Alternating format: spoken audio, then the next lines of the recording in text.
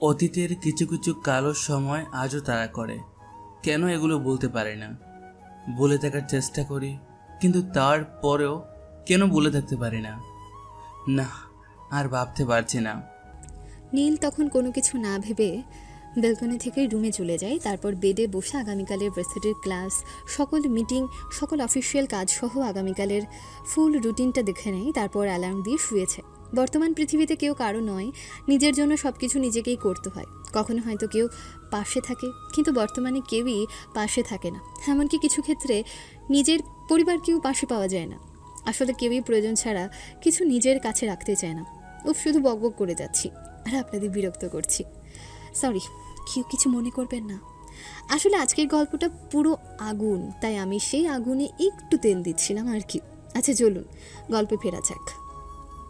রাতের সেই চাঁদটা অস্ত গিয়ে এখন সকালের সূর্য ধীরে ধীরে আকাশে উঁকিয়ে দেয়। সময় তখন ভোর প্রায় 5টা। কানাডার আকাশে সূর্য উঁকিয়ে দিচ্ছে, তখনই নীলের অ্যালার্ম বেজে ওঠে। অ্যালার্মের শব্দে ধীরে ধীরে নীল চোখ খুলে, তারপর অ্যালার্ম বন্ধ করে তারপর বিছানা থেকে উঠে ওয়াশরুমে গিয়ে ফ্রেশ হয়ে উজু করে এসে নামাজ পড়ে নেয়। তারপর ড্রেস চেঞ্জ করে জিম করার রুমে গিয়ে কিছুক্ষণ ব্যায়াম করে এসে গোসল করে ভার্সিটির জন্য রেডি হয়ে নিচে নামে। ডাইনিং টেবিলে নাস্তা সাজানো ছিল। নীল গিয়ে টেবিলে বসা না মাত্র একজন এসে নীলকে খাবার পরিবেশন করে দেয়। নাস্তা শেষ করে নীল ভার্সিটির ব্যাগ কাঁধে নিয়ে বাড়ি থেকে বেরিয়ে গ্যারেজে গিয়ে তার প্রিয় বাইক ইয়ামাহা YZF-R1M বাইকটা নিয়ে বেরিয়ে পড়ে ভার্সিটির উদ্দেশ্যে। দর্শক, জায়গাটা কানাডা হওয়ায় এখানে ইংরেজি ভাষা ব্যবহার করা হয়, কিন্তু আপনাদের বোঝার সুবিধার্থে ইংরেজি ভাষাকে বাংলায় রূপান্তর করা হলো। 3 মিনিটের মধ্যে ইউনিভার্সিটি অফ আলবার্টার ক্যাম্পাসে প্রবেশ করে তারপর পার্কিংয়ে গিয়ে বাইক রেখে উঠবে, তখনই কেউ নীলের পেছনে একটা টোকা দেয়। নীল পেছনে ফিরে দেখে তিথি আর শুভ দাঁড়িয়ে আছে। আরে তোরা, তিথি আর শুভ কখন আসলে? এই তো জাস্ট এই মাত্র। ভাবলাম তোর অপেক্ষাই করি, একা একা ক্লাসে যাব নাকি। তোর তো আবার কোনো কিছুরই খেয়াল থাকে না। আমরা না থাকলে তো তুই সোজাসুজি ক্লাসেই ঢুকে যেতিস। তোরা না থাকলে তো হয়তো করতাম। চল ক্লাসে যাই। 3 জন একসাথে হাঁটা শুরু করে। ভার্সিটির করিডোর ধরে যেতে যেতে তাদের কথা চলতে থাকে। নীল সবার মাঝে মিশে যায়, কিন্তু তার মনের গভীরে চাপা পড়ে আছে কিছু অজানা কষ্ট, যা বাইরে থেকে কেউ দেখে বুঝতে পারে না। ক্লাসের ঘন্টা বেজে উঠল। নীল, শুভ আর তিথি ক্লাসে ঢুকল। নীল সামনের সারিতে গিয়ে বসল, অন্যমনস্ক হয়ে তাকালো জানলার বাইরে। তার চোখে মুখে একটা শান্ত ভাব, কিন্তু সেই শান্ত ভাবের আড়ালে লুকিয়ে আছে এক গভীর নীরবতা। এমন নীরবতা যে অনেক কথা বলতে চায়, কিন্তু বলা হয়ে ওঠে না। সেই নীরবতাকে কেবলই ভার্সিটির পড়াশোনার চাপ, নাকি আরও কিছু? আমাদের নায়কের মনের ভেতর কি চলছে তা কি আমরা জানতে পারবো? ক্লাস চলছে পুরো দমে। প্রফেসর তার বিশাল লেকচার দিচ্ছে, কিন্তু ক্লাসের পেছনের বেঞ্চে চলছে অন্য এক লেকচার। কিরে নীল, এত চুপচাপ কেন?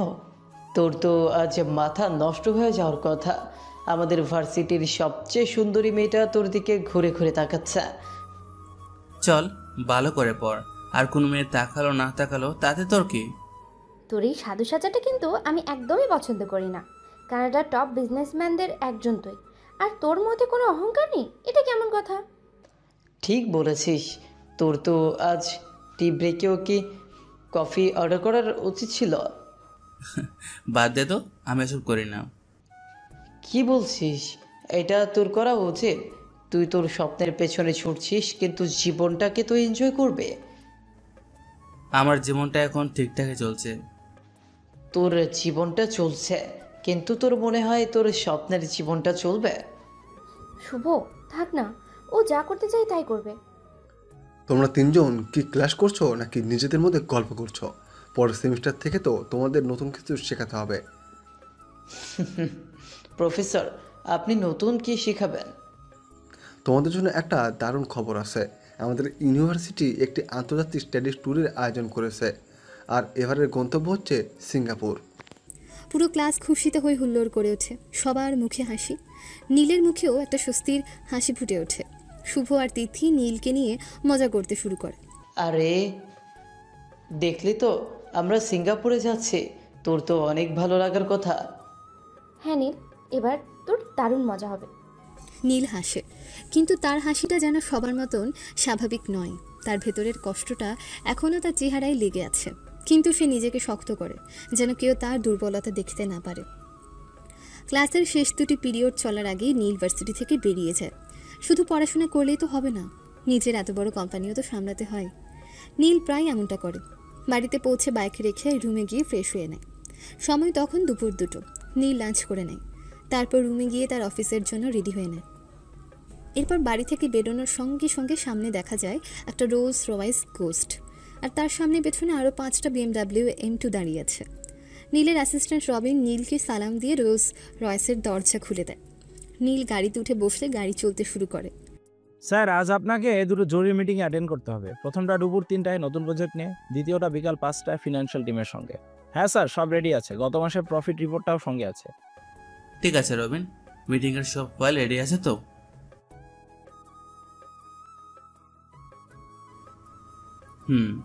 স্যার, আপনার মনটা আজ একটু খারাপ লাগছে। ভার্সিটিতে কিছু হয়েছে? না, তেমন কিছু না। প্রফেসর একটা স্টাডি ট্যুরের কথা বলছেন। কোথায়? সিঙ্গাপুর। আরে দারুণ তো। স্যার, আপনার জন্য একটু ব্রেক দরকার। আপনি অনেকদিন ধরে একটানা কাজ করতেছেন। হয়তো। স্যার, মিটিংয়ের ফাইলগুলোকে একবার দেখে নেবেন। এখন থাক, আমার অন্য কিছু নিয়ে ভাবতে ইচ্ছা করছে। রবিন আর কোনো কথা না বলে চুপ করে যায়। সে বুঝতে পারে নীলের মাথায় এখন অন্য কিছু ঘুরছে, হয়তো সেই পুরনো স্মৃতি যা নীলকে আরও তাড়া করে বেড়ায়। রোলস রয়েস তার গন্তব্যে পৌঁছায়। এটা একটা বিশাল কাঁচের টাওয়ার, যা পুরো কানাডার সবচেয়ে উঁচু বিল্ডিংগুলোর মধ্যে একটা। টাওয়ারের বিশাল গেটে গাড়ি এসে থামতেই দুজন সিকিউরিটি গার্ড স্যালুট দিয়ে গেট খুলে দেয়। নীল গাড়ি থেকে নেমে আসে। তার পরনে ইতালিয়ান ব্র্যান্ডের স্যুট, হাতে দামি ঘড়ি, আর তার চোখে মুখে এক ধরনের দৃঢ়তা। সেই দৃঢ়তা যেন বলে দিচ্ছে সে শুধু একজন বিজনেসম্যান নয়, সেই শহরের একজন পাওয়ারফুল ব্যক্তিত্ব। অফিসের ভেতরে ঢোকার সাথে সাথে সবার চোখ তার দিকে। সব কর্মচারী উঠে দাঁড়িয়ে নীলকে সালাম জানায়। নীলের অ্যাসিস্ট্যান্ট রবিন তার পেছনে পেছনে হেঁটে চলে। নীলের হাঁটার ভঙ্গিতে এক ধরনের কর্তৃত্ব প্রকাশ পায়। তার চোখের দিকে কেউ সরাসরি তাকাতে সাহস পায় না। তার গম্ভীর আর শান্ত চেহারাটাই যেন তার সব ক্ষমতা ও দাপটের পরিচয়। স্যার, সবাই আপনাকে দেখছে। আপনি কি কিছু বলতে চান? না, কোনো দরকার নেই। নীল লিফটে ওঠে। লিফটের দরজা বন্ধ হওয়ার আগে রবিন দেখতে পায় তার বসের চেহারায় সেই পুরনো বিষণ্ণতা আবার ফিরে এসেছে। এই সফলতার আড়ালে লুকিয়ে থাকা কষ্টটা যেন এখনও তাকে ছেড়ে যায়নি। রবিন লিফটের দিকে তাকিয়ে থাকে, মনে মনে ভাবে তার বস কি সত্যিই খুশি।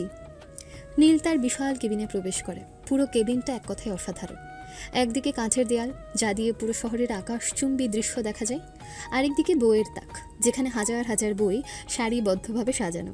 মাঝখানে একটা বিশাল টেবিল, তার উপর একটা বড় ল্যাপটপ। কেবিনের ভেতরের নীল তার অফিসের সবচেয়ে দামি এবং আধুনিক চেয়ারে বসে পড়ে। কিছুক্ষণ পর রবিনের সঙ্গে তার প্রথম মিটিং শুরু হয়। তারা নতুন প্রজেক্ট নিয়ে আলোচনা করে। এরপর দ্বিতীয় মিটিং শেষ করে যখন নীল তার ফাইলপত্র গোছাচ্ছিল, তখন তার ফোন বেজে ওঠে। তিথি কল করেছে। হ্যালো তিথি। কিরে, কোথায় তুই? আমি অফিসে। কিছু দরকার? হ্যাঁ দরকার। তুই কি সত্যি সত্যি সিঙ্গাপুরের স্টাডি ট্যুরে যাবি? না দিদি, আমি এত ব্যস্ত, আমার পক্ষে যাওয়া সম্ভব না। কি বলছিস? এটা কোনো কথা হলো? এই সুযোগটা কি বারে বারে আসবে? কত নতুন কিছু জানতে পারবি, দেখতে পারবি।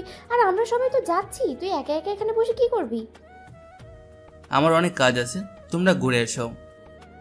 দেখ নীল, প্লিজ, আমি আর শুভ তোর জন্য অনেক অপেক্ষা করব। প্লিজ তুই আমাদের সাথে চল, আমরা সবাই মিলে অনেক মজা করব। তিথির কণ্ঠস্বরে এক ধরনের আকুতি ছিল, যা নীলকে দুর্বল করে দেয়। সে জানে তিথি আর শুভ তার সবচেয়ে ভালো বন্ধু। তাদের মন খারাপ করিয়ে সে একা একা থাকতে পারবে না। আচ্ছা ঠিক আছে। সত্যি? ইয়ে! হ্যাঁ সত্যি। এখন রাখছি, আমার একটা কাজ আছে। ওকে, বাই।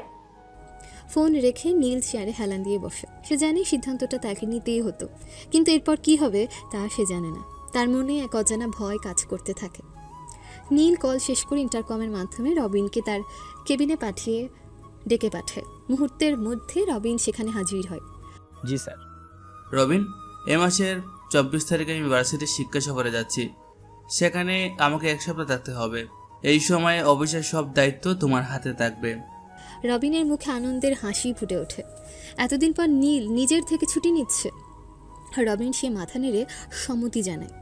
স্যার আপনি নিশ্চিন্তে যেতে পারেন, আমি সব কিছু সামনে রাখবো, আপনি আমার উপর ভরসা রাখতে পারেন। বর্ষা আছে বলেই সব কিছু তোমার কাছে রেখে যাচ্ছে।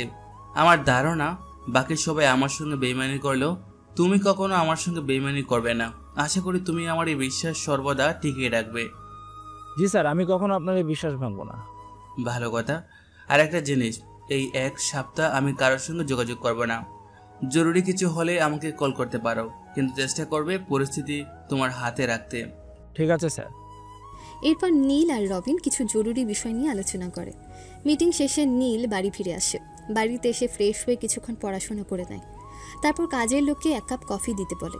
কফি নিয়ে নীল ছাদে চলে যায়। কফির কাপ হাতে নিয়ে নীল ছাদের রেলিং ধরে দাঁড়ায়। ঠান্ডা বাতাস তার চুল উড়িয়ে নিয়ে যায়। আকাশের দিকে তাকিয়ে সে এক গভীর চিন্তায় ডুবে যায়। সে কফির কাপে চুমুক দেয় এবং নিজেকেই নিজে বলে, জীবনটা খুব অদ্ভুত, তাই না? যাকে ভালোবাসতে চেয়েছিলাম তাকে আজ ঘৃণা করি, যাকে ঘৃণা করতে চেয়েছিলাম তাকে আজ ভালোবাসতে পারি না। স্বপ্নগুলো আজ বাস্তব, কিন্তু মনটা আজও স্বপ্ন দেখে। ভবিষ্যৎটা খুব সুন্দর, কিন্তু অতীতটা আজও ধারা করে। ছাদে কিছুক্ষণ ঠান্ডা বাতাস উপভোগ করে নীল নিচে নেমে তার রুমে চলে যায়। সেখানে কিছু সময় সোশ্যাল মিডিয়া স্ক্রল করে, তারপর ডিনার করে নেয়। রুমে ফিরে আসতে না আসতেই তার ফোন বেজে ওঠে। স্ক্রিনে ভেসে ওঠে তিথি আর শুভর গ্রুপ কল। নীল কলটা রিসিভ করে। এই নীল শোন, আমরা কালকে ভার্সিটিতে যাব না, কালকে শপিং করতে যাব। আমাদের ট্যুরে আর মাত্র 2 দিন আছে। না, আমি যাব না, তোরা যা। কি, এই সব কিছুতে এত নানা করিস কেন রে তুই? আমার ভালো লাগছে না। হ্যাঁ, তিথি ঠিকই বলছে, তোকেও আমাদের সাথে যেতে হবে। এটা আমাদের শেষ ট্যুর হতে পারে, এরপর কে কোথায় থাকবো কে জানে। কিন্তু আমার অনেক কাজ আছে। কাজের জন্য তো সারা জীবন পড়ে আছে, মাত্র একটা দিন আমাদের জন্য সময় দিতে পারিস না? আমরা তোকে সকাল 10টায় পিক আপ করে নিব, তোর আর কোনো অজুহাত চলবে না। আচ্ছা ঠিক আছে। ইয়ে, এটাতে চাইছিলাম। কালকে কোথায় যাব ঠিক করেছিস? হ্যাঁ, আমি আর শুভ ঠিক করেছি। প্রথমে যাব ওয়েস্ট এন্ডমন্ড মলে, ওখানে সব ধরনের ব্র্যান্ডই আছে। এরপরে লাঞ্চ করে অন্য কোথাও দেখব। আর তোর কোনো পছন্দ আছে নাকি? না, তোরা যেটা ঠিক করেছিস সেটাই ভালো। আচ্ছা নীল, তোর জন্য কি কিছু কিনতে হবে? মানে তোর পছন্দের কোনো ব্র্যান্ডের কিছু? না, তোদের সাথে ঘুরতে যাচ্ছি এটাই অনেক, আমার সব কিছু আছে। আরে বাবা, এইভাবেই তো আমাদের ট্যুরের মজাটা শুরু হচ্ছে। চল, কালকের জন্য আমি খুব এক্সাইটেড। ঠিক আছে, এখন রাখছি, আমার ঘুম পাচ্ছে। ওকে ভাই, কাল দেখা হচ্ছে। Good night. কল কেটে দেওয়ার পর নীল ফোনটা রেখে বিছানায় শুয়ে পড়ে। সে জানে এই বন্ধুদের কারণে তার জীবনে এখনও কিছু আনন্দ অবশিষ্ট আছে, কিন্তু একই সাথে তার মনে এক ধরনের ভয়ও কাজ করছে। পরের দিন সকাল 10টা। নীল প্রস্তুত হয়ে অপেক্ষা করছিল। তার পরনে হালকা টি শার্ট আর জিন্স, যা তার স্বাভাবিক ব্যক্তিত্বের সঙ্গে বেশ মানানসই। ঠিক সময় মতোই শুভ এসে তাকে পিক আপ করে। গাড়িতে তিথি আগে থেকে বসেছিল আর গান গাইছিল। আরে নীল, ভাবিনি তুই এত তাড়াতাড়ি রেডি হবি। তোরা তো আমাকে হুমকি দিয়েছিস, সময় মতো না আসলে তোরা আমাকে মেরে ফেলবি। আরে বাবা, তোকে ছাড়া কি আর মজা হবে? আমরা তো তোর জন্যই অপেক্ষা করছিলাম। 3 বন্ধু একসাথে গান গাইতে গাইতে শহরের সবচেয়ে বড় মলের দিকে রওনা দেয়। মলের ভেতরে প্রবেশ করার পর তিথির চোখ চকচক করে ওঠে। সে নানা দোকানে ঢোকা শুরু করে এবং শুভ এবং নীল তার পেছন পেছন যায়। নীল যদিও এসব ব্যাপারে খুব বেশি আগ্রহ তার থাকে না, তবুও বন্ধুদের খুশি দেখে তার মুখে একটা হাসি ফুটে ওঠে। কিরে, তিথির জন্য কিছু দেখবি না? কেন? ও তো তোর জন্য কত কিছু করে, তুই ওকে কিছু গিফট করতে পারিস। কি গিফট করব? একটা ভালো ঘড়ি অথবা সুন্দর কোনো ড্রেস। তোর তো টাকা পয়সার অভাব নেই। নীল চুপ হয়ে যায়। সে ভাবতে থাকে তিথির জন্য সে কি কিনতে পারে। তিথি হঠাৎ করে একটা সুন্দর কালো ড্রেস দেখে তার দিকে তাকায়।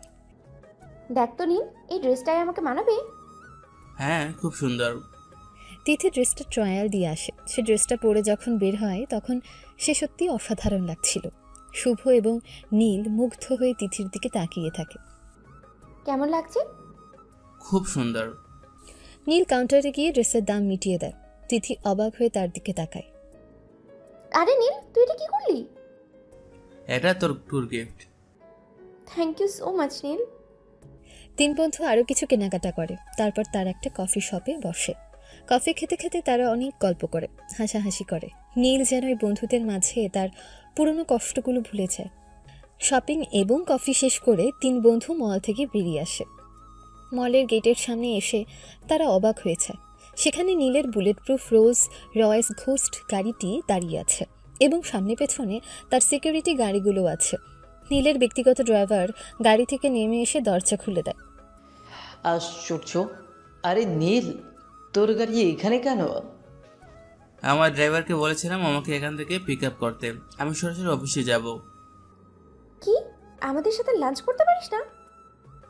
অন্য আরেকদিন, আজ আমার অনেক জরুরি মিটিং আছে, তোরা যা। আমি ড্রাইভারকে বলে দিচ্ছি তোদের বাসে পৌঁছে দিতে। আরে না, আমাদের গাড়ি তো আছে। তোর সাথে ঘোরাঘুরি করতে পেরে অনেক ভালো লেগেছে। হ্যাঁ নীল, তুই না থাকলে হয়তো আমরা এত মজা কখনো করতেই পারতাম না। আমার অনেক ভালো লেগেছে, এখন আসি। নীল তাদের কাছ থেকে বিদায় নিয়ে গাড়িতে উঠে বসে। গাড়ি চলতে শুরু করে। গাড়ির ভেতর বসে নীল তার বন্ধুদের দিকে তাকিয়ে থাকে। তার মুখে একটা মৃদু হাসি। সে ভাবছে এই বন্ধুদের কারণে তার জীবন এখনও কিছু আনন্দ অবশিষ্ট আছে। অফিসে পৌঁছানোর পর নীল তার কেবিনে যায়। রবিন তাকে জরুরি মিটিংয়ের জন্য অপেক্ষা করছিল। স্যার, মিটিংয়ের জন্য সবকিছু প্রস্তুত, আপনি কি ফাইলগুলো একবার দেখে নেবেন? ঠিক আছে। মিটিং শুরু হয়।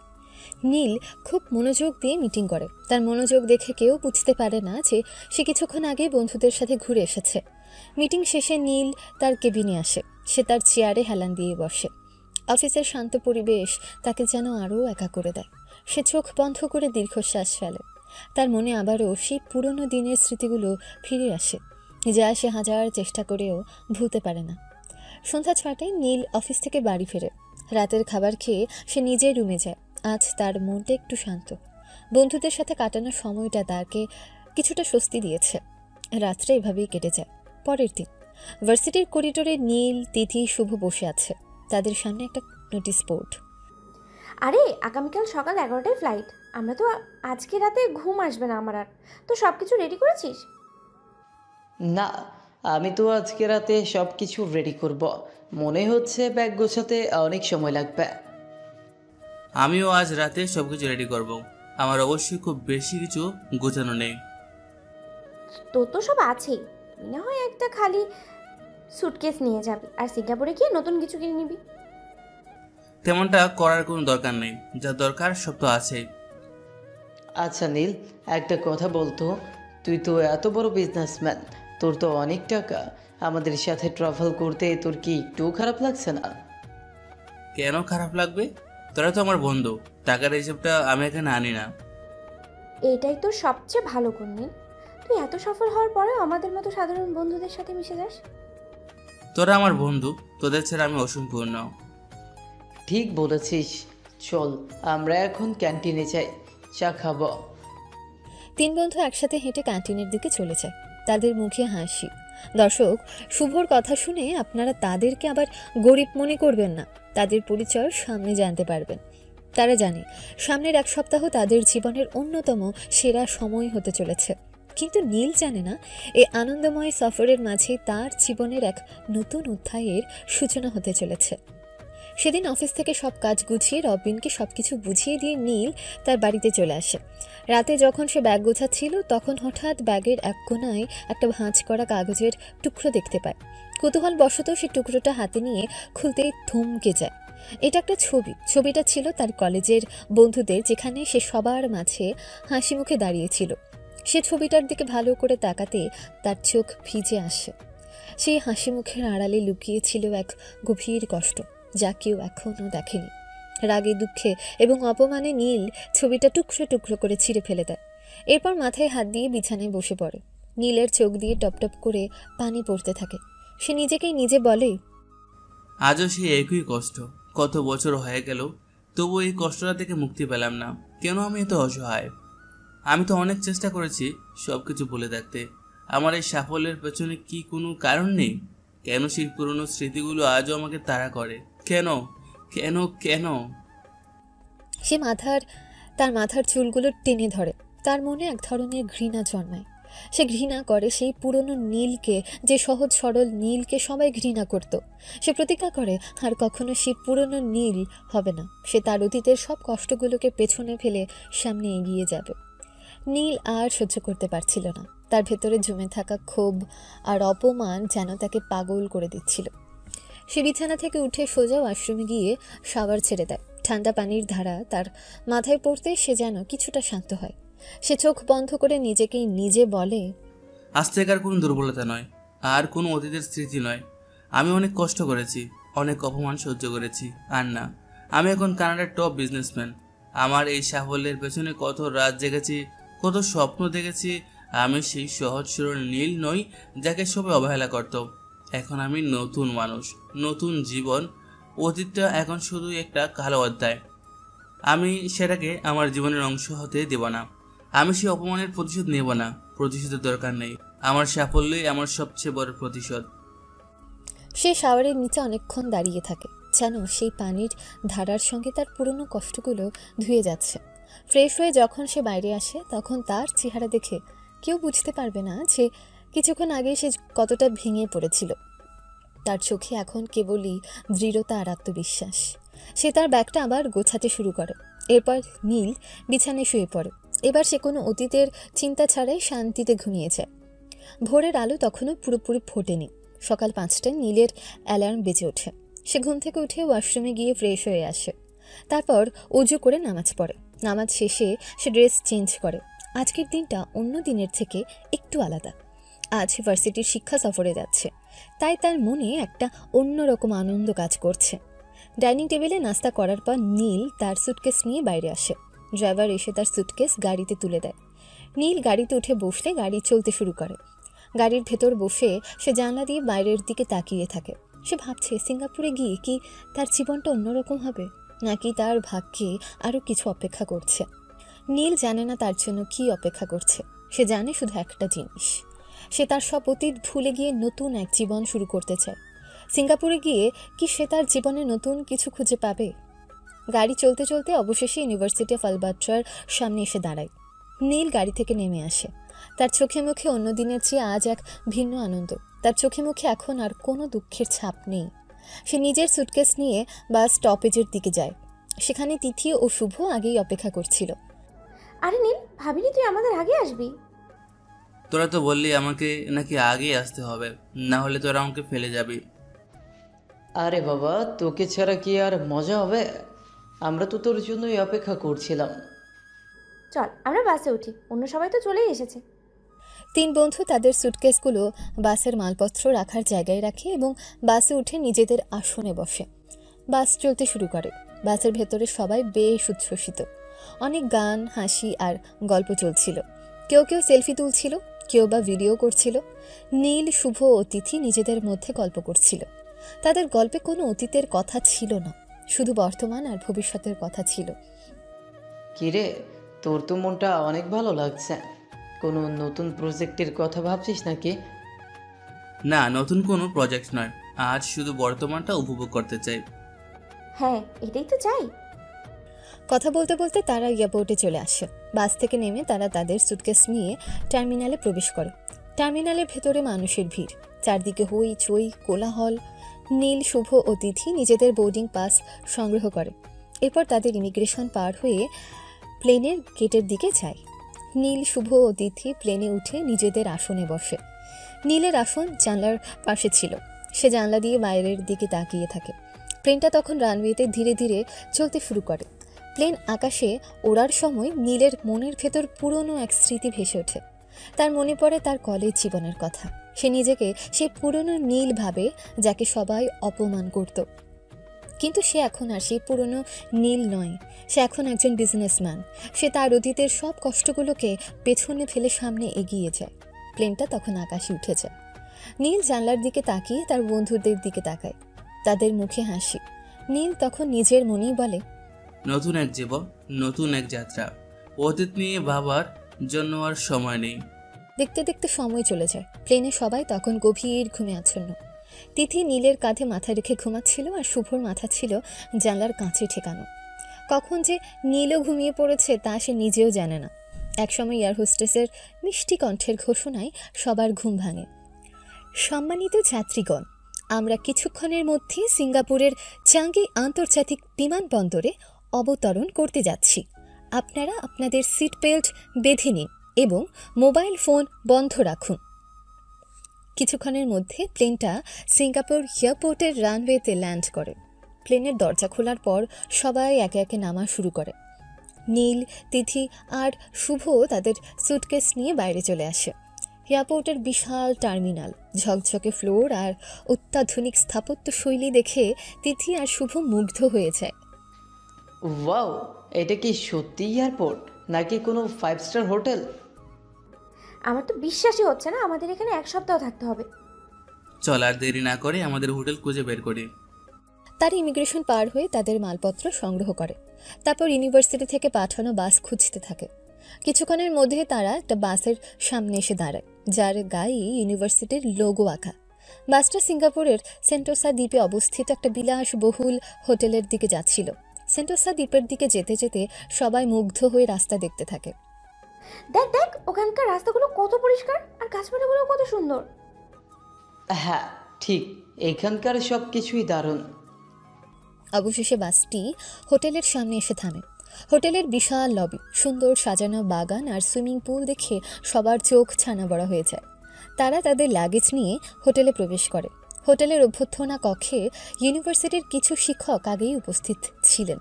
তারা সবাইকে উষ্ণ অভ্যর্থনা জানান। নীল, তিথি আর শুভ নিজেদের রুমের চাবি নিয়ে রুমে চলে যায়। ওয়াও, রুমটা তো দারুণ। রুমের ভেতরে ঢুকেই নীল তার সুটকেস খুলে সব কিছু গোছাতে থাকে। কিছুক্ষণ পর শুভ এসে নীলের রুমে ঢোকে। কিরে, এখনো ব্যাগ গোছাচ্ছিস? চল নিচে যাই, তিথি অপেক্ষা করছে। হ্যাঁ চল, আমি তো রেডি। এরপর নীল, শুভ আর তিথি হোটেলের রেস্টুরেন্টে গিয়ে লাঞ্চ করে। লাঞ্চের পর তারা পুরো হোটেল ঘুরে দেখে। তাদের চোখে মুখে আনন্দের ছাপ, কিন্তু এই আনন্দের মাঝেও নীলের মনে একটা অজানা ভয় কাজ করতে থাকে। সে জানে না তার জন্য কি অপেক্ষা করছে। হোটেলের রুমের সবকিছু দেখে নীল, শুভ এবং তিথি তিনজন মিলে সিঙ্গাপুরের শহর দেখতে বের হয়। তারা সেন্টোসার মেরিনা বে স্যান্ডস থেকে শুরু করে বিভিন্ন দর্শনীয় স্থান ঘুরে দেখছিল। রোদের আলো তখন বেশ উজ্জ্বল আর শহরটা যেন প্রাণবন্ত। তারা যখন একটা ব্যস্ত সড়কের পাশ দিয়ে হাঁটছিল, তখন নীলের চোখ হঠাৎ একটা জুসের দোকানের দিকে আটকে যায়। সেখানে একটা মেয়ে বসেছিল। মেয়েটা এত সুন্দর ছিল যে নীলের চোখ তার উপর থেকে সরতেই পারছিল না। তার মুখের গড়ন ছিল নিখুঁত, চোখের চাহনি মায়াবী আর ঠোঁটে লেগেছিল এক চিলতে হাসি। লম্বা চুলগুলো তার হিজাবের ভেতরে যত্ন করে লুকানো ছিল। কিন্তু যা নীলকে সবচেয়ে বেশি আকৃষ্ট করে তা হলো তার পোশাক। বিদেশে এসেও মেয়েটি একটা হালকা গোলাপি রঙের সালোয়ার কামিজ পরেছিল। তার স্নিগ্ধতা যেন পুরো পরিবেশকে মুগ্ধ করে রেখেছিল। নীল এক পলকে বুঝে যায় সে একজন বাংলাদেশি মেয়ে। নীল মেয়েটার দিকে তাকিয়েছিল, তার চোখ যেন সম্মোহিত হয়ে আছে। হঠাৎ শুভ পেছন থেকে এসে নীলকে ধাক্কা দেয়। কি রে, তুই এখানে কি করছিস? কতক্ষণ ধরে তোকে খুঁজছে।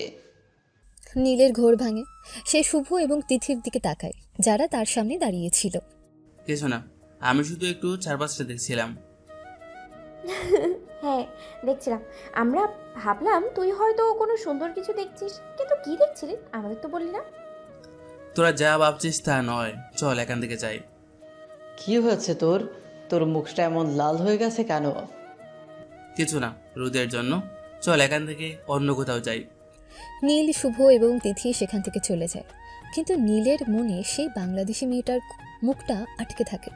তার মনটা বারবার সেই মেয়েটার দিকে ফিরে যেতে চায়। সে জানে না তার জন্য কি অপেক্ষা করছে। সারা বিকেল সিঙ্গাপুরের ঝলমলে শহর ঘুরে ক্লান্ত হয়ে নীল, শুভ এবং তিথি সন্ধ্যার একটু আগে হোটেলে পৌঁছায়। সবাই মিলে একসঙ্গে হালকা নাস্তা করে, তারপর আবার হই হুল্লোড় আর গল্পে মেতে ওঠে। নীলও সবার সাথে অনেক মজা করছিল, হাসছিল, কিন্তু সেই জুসের দোকানে দেখা মেয়েটার চেহারা বারবার তার চোখের সামনে ভেসে উঠছিল। মেয়েটার স্নিগ্ধতা, তার দেশীয় পোশাকে হিজাব পরে থাকার সহজ সৌন্দর্য, সব কিছুই নীলের মনে গভীর ছাপ ফেলেছিল। রাতে ডিনার সেরে সবাই ক্লান্ত শরীর নিয়ে যার যার রুমে চলে যায়। নীল রুমে গিয়ে পোশাক পাল্টে নেয়, এরপর বিছানায় শুয়ে পড়ে। শুয়েও তার মনে সেই মেয়েটার ছবিটা ভেসে উঠতে থাকে। নীল মনে মনে বলে, মেয়েটিকে কেন কেন ওকে দেখে আমার মনটা তো অস্থির হয়ে গেল। আমি তো এমন নই, কত মেয়েকে দেখেছি, কিন্তু এমনটা তো কখনো হয়নি।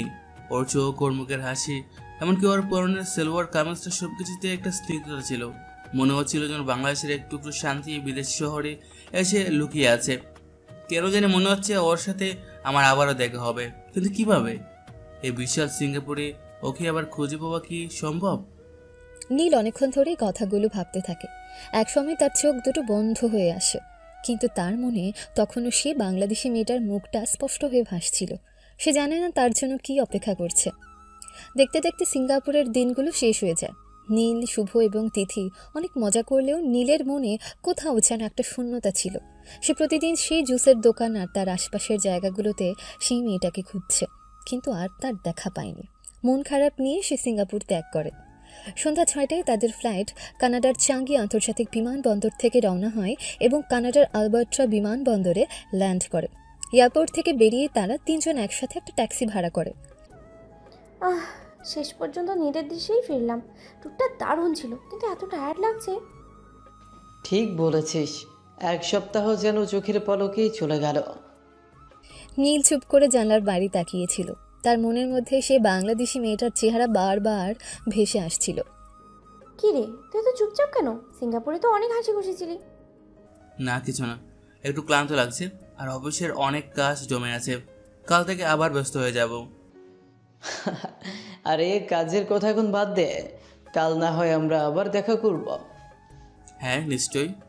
শুভ এবং তিথি তাদের বাড়ি পৌঁছানোর পর ট্যাক্সিটা নীলের বাড়ির সামনে এসে থামে। নীল তাদের কাছ থেকে বিদায় নিয়ে ট্যাক্সি থেকে নেমে পড়ে। সে তার সুটকেস নিয়ে বাড়ির ভেতর প্রবেশ করে।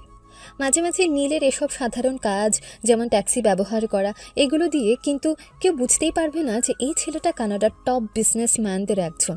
আচ্ছা, বাদ দিই, গল্পে ফিরি। ঘরে ঢুকে নীল ফ্রেশ হয়ে নেয়।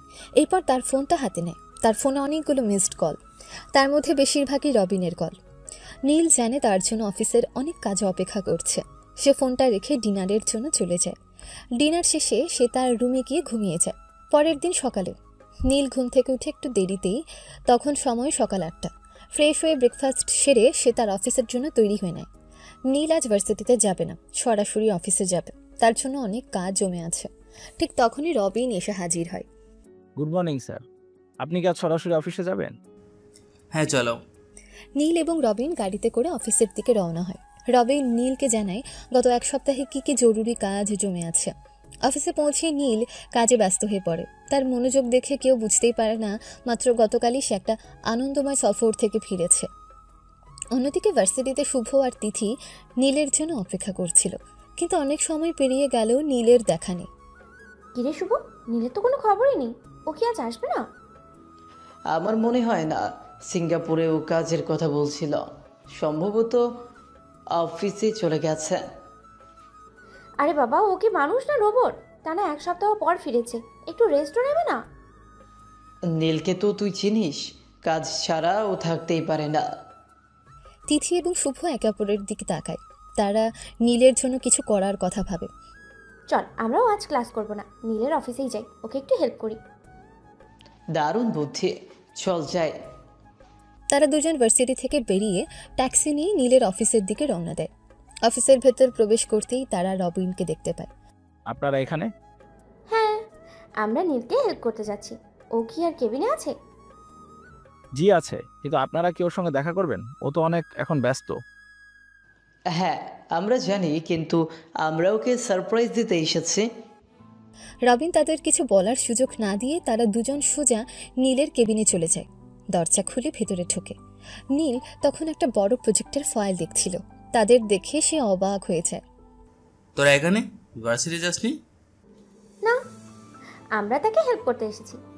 তুই তো একাই সব কাজ করে ফেলবে, তাই আমরা তোকে হেল্প করতে এসেছি। তোরা এখানে কেন? তোদের তো ভার্সিটি ক্লাস ছিল।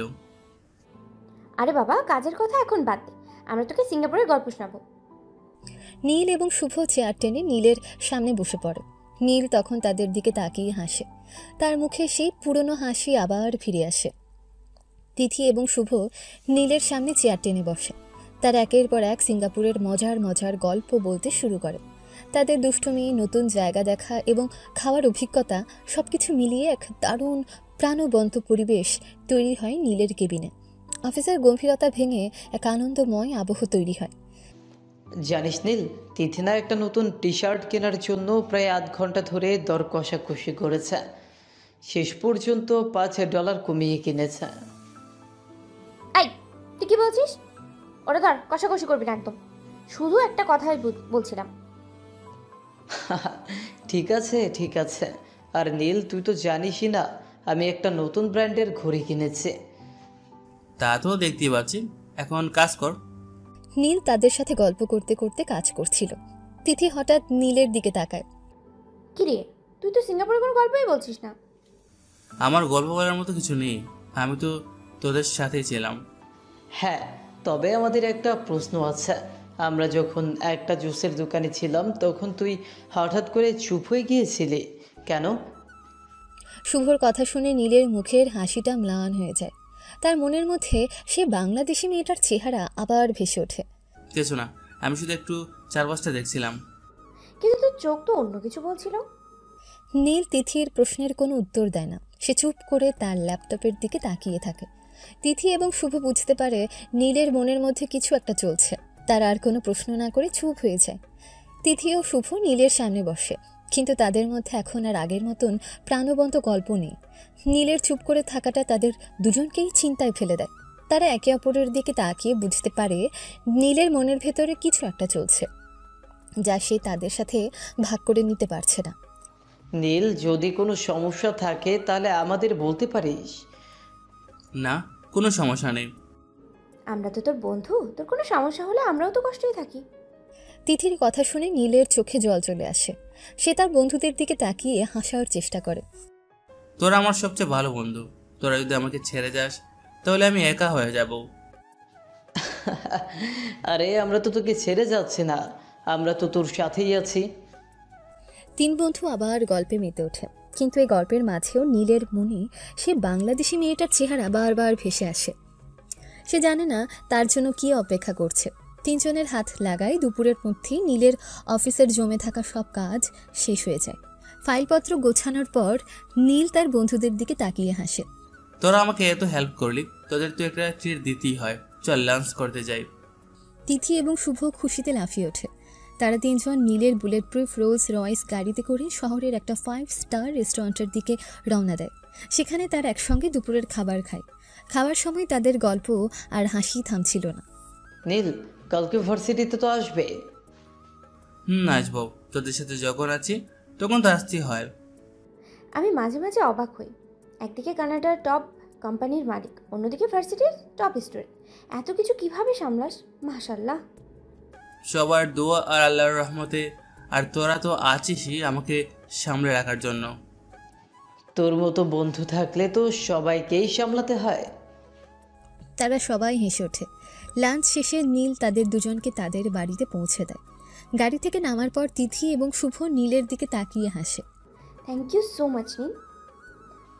হ্যাঁ, থ্যাংক ইউ। তোরা আমার বন্ধু, তোদের থ্যাংক ইউ বলতে হবে না? নীল তাদের কাছ থেকে বিদায় নিয়ে তার বাড়িতে চলে যায়। তার মুখে একটা মৃদু হাসি। সে জানে বন্ধুদের কারণে তার জীবনে এখনও কিছু আনন্দ অবশিষ্ট আছে।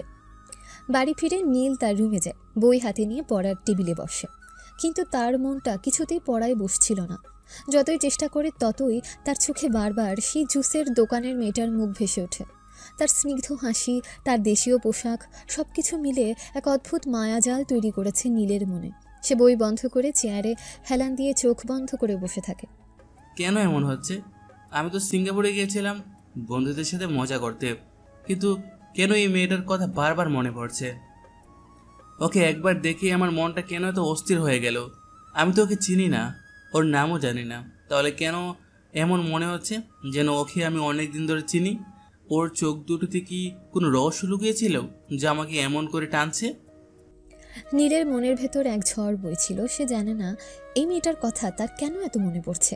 সে বুঝতে পারে তার এই অস্থিরতার কারণ হলো সে সিঙ্গাপুর গিয়েও তার মনকে শান্ত করতে পারেনি। সে ভাবে হয়তো এই মেয়েটা তার জীবনের সেই শূন্যতা পূরণ করতে পারে, কিন্তু সে আবার নিজেকে বোঝায় এটা সম্ভব নয়। এই বিশাল পৃথিবীতে তাকে খুঁজে পাওয়া অসম্ভব। এভাবেই নীলের দিনগুলো কাটতে থাকে।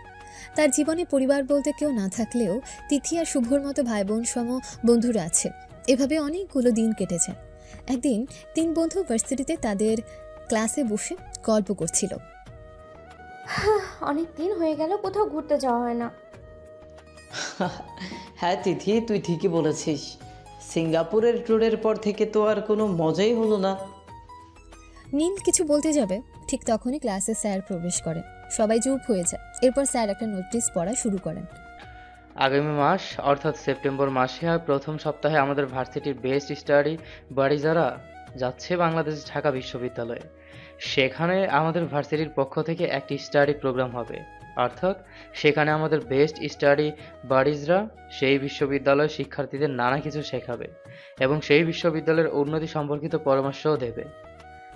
দর্শক, এখানে আপনাদের বোঝার জন্য একটা কথা বলে দেয়। বেস্ট স্টাডি বাডিস বলতে এখানে বোঝানো হয়েছে পুরো ভার্সিটির সেরা জোড়া, অর্থাৎ এই জোড়ার দুজনেই পড়াশোনা, নাচ, গান, সাহিত্য সব দিক দিয়ে সেরা। আচ্ছা চলুন এখন গল্পে ফিরি। স্যারের কথা শুনে নীলের মাথায় রাগ উঠে যায়, কারণ এই বেস্ট স্টাডি বাডিস আর অন্য কেউ নয়, এটা হচ্ছে নীল আর তিথি, যারা এই ভার্সিটির শ্রেষ্ঠত্ব অর্জন করতে পেরেছে। নীল তখন আর কিছু বলে না। অন্যদিকে তিথি অনেক খুশি, কারণ অনেক দিন পর সে নিজের দেশে যাচ্ছে। এতদিন ভার্সিটি থেকে ছুটি না পাওয়ার কারণে যেতে পারেনি, কিন্তু এখন এমনিতে যেতে পারবে। কিন্তু তখনই তিথির মন খারাপ হয়ে যায়, কারণ সে জানে নীল কিছুতে বাংলাদেশ যাবে না। স্যার ক্লাস শেষ করে চলে যাওয়ার পর নীল উঠে দাঁড়ায়। কিরে, হঠাৎ উঠে দাঁড়ালি কেন? তুই কি স্যারের কথাটা শুনিসনি? হ্যাঁ শুনেছি, স্যার তো সেরা একটা ঘোষণাই দিয়েছিলেন, অনেকদিন পর দেশে যেতে পারবো। কিন্তু আমি যেতে চাই না, আর আমি এক্ষুনি গিয়ে প্রিন্সিপাল স্যারকে বারণ করব। প্লিজ নীল, এমন করিস না।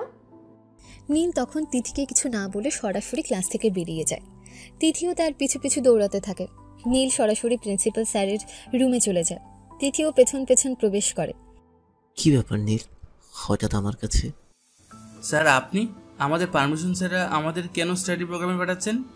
দেখো নীল, আমাদের ভার্সিটির সঙ্গে সম্পর্কিত যে কোনো কাজ আমরা আমাদের সেরা শিক্ষার্থীদের হাতে তুলে দিই। তাছাড়া বর্তমানে পুরো ভার্সিটির বেস্ট স্টাডি পান্ডিত হচ্ছ তোমরা। তাহলে তুমি বলো, তোমরা ছাড়া অন্য কে যাবে? আপনি যত কিছু বলেন স্যার, আমি যেতে পারবো না।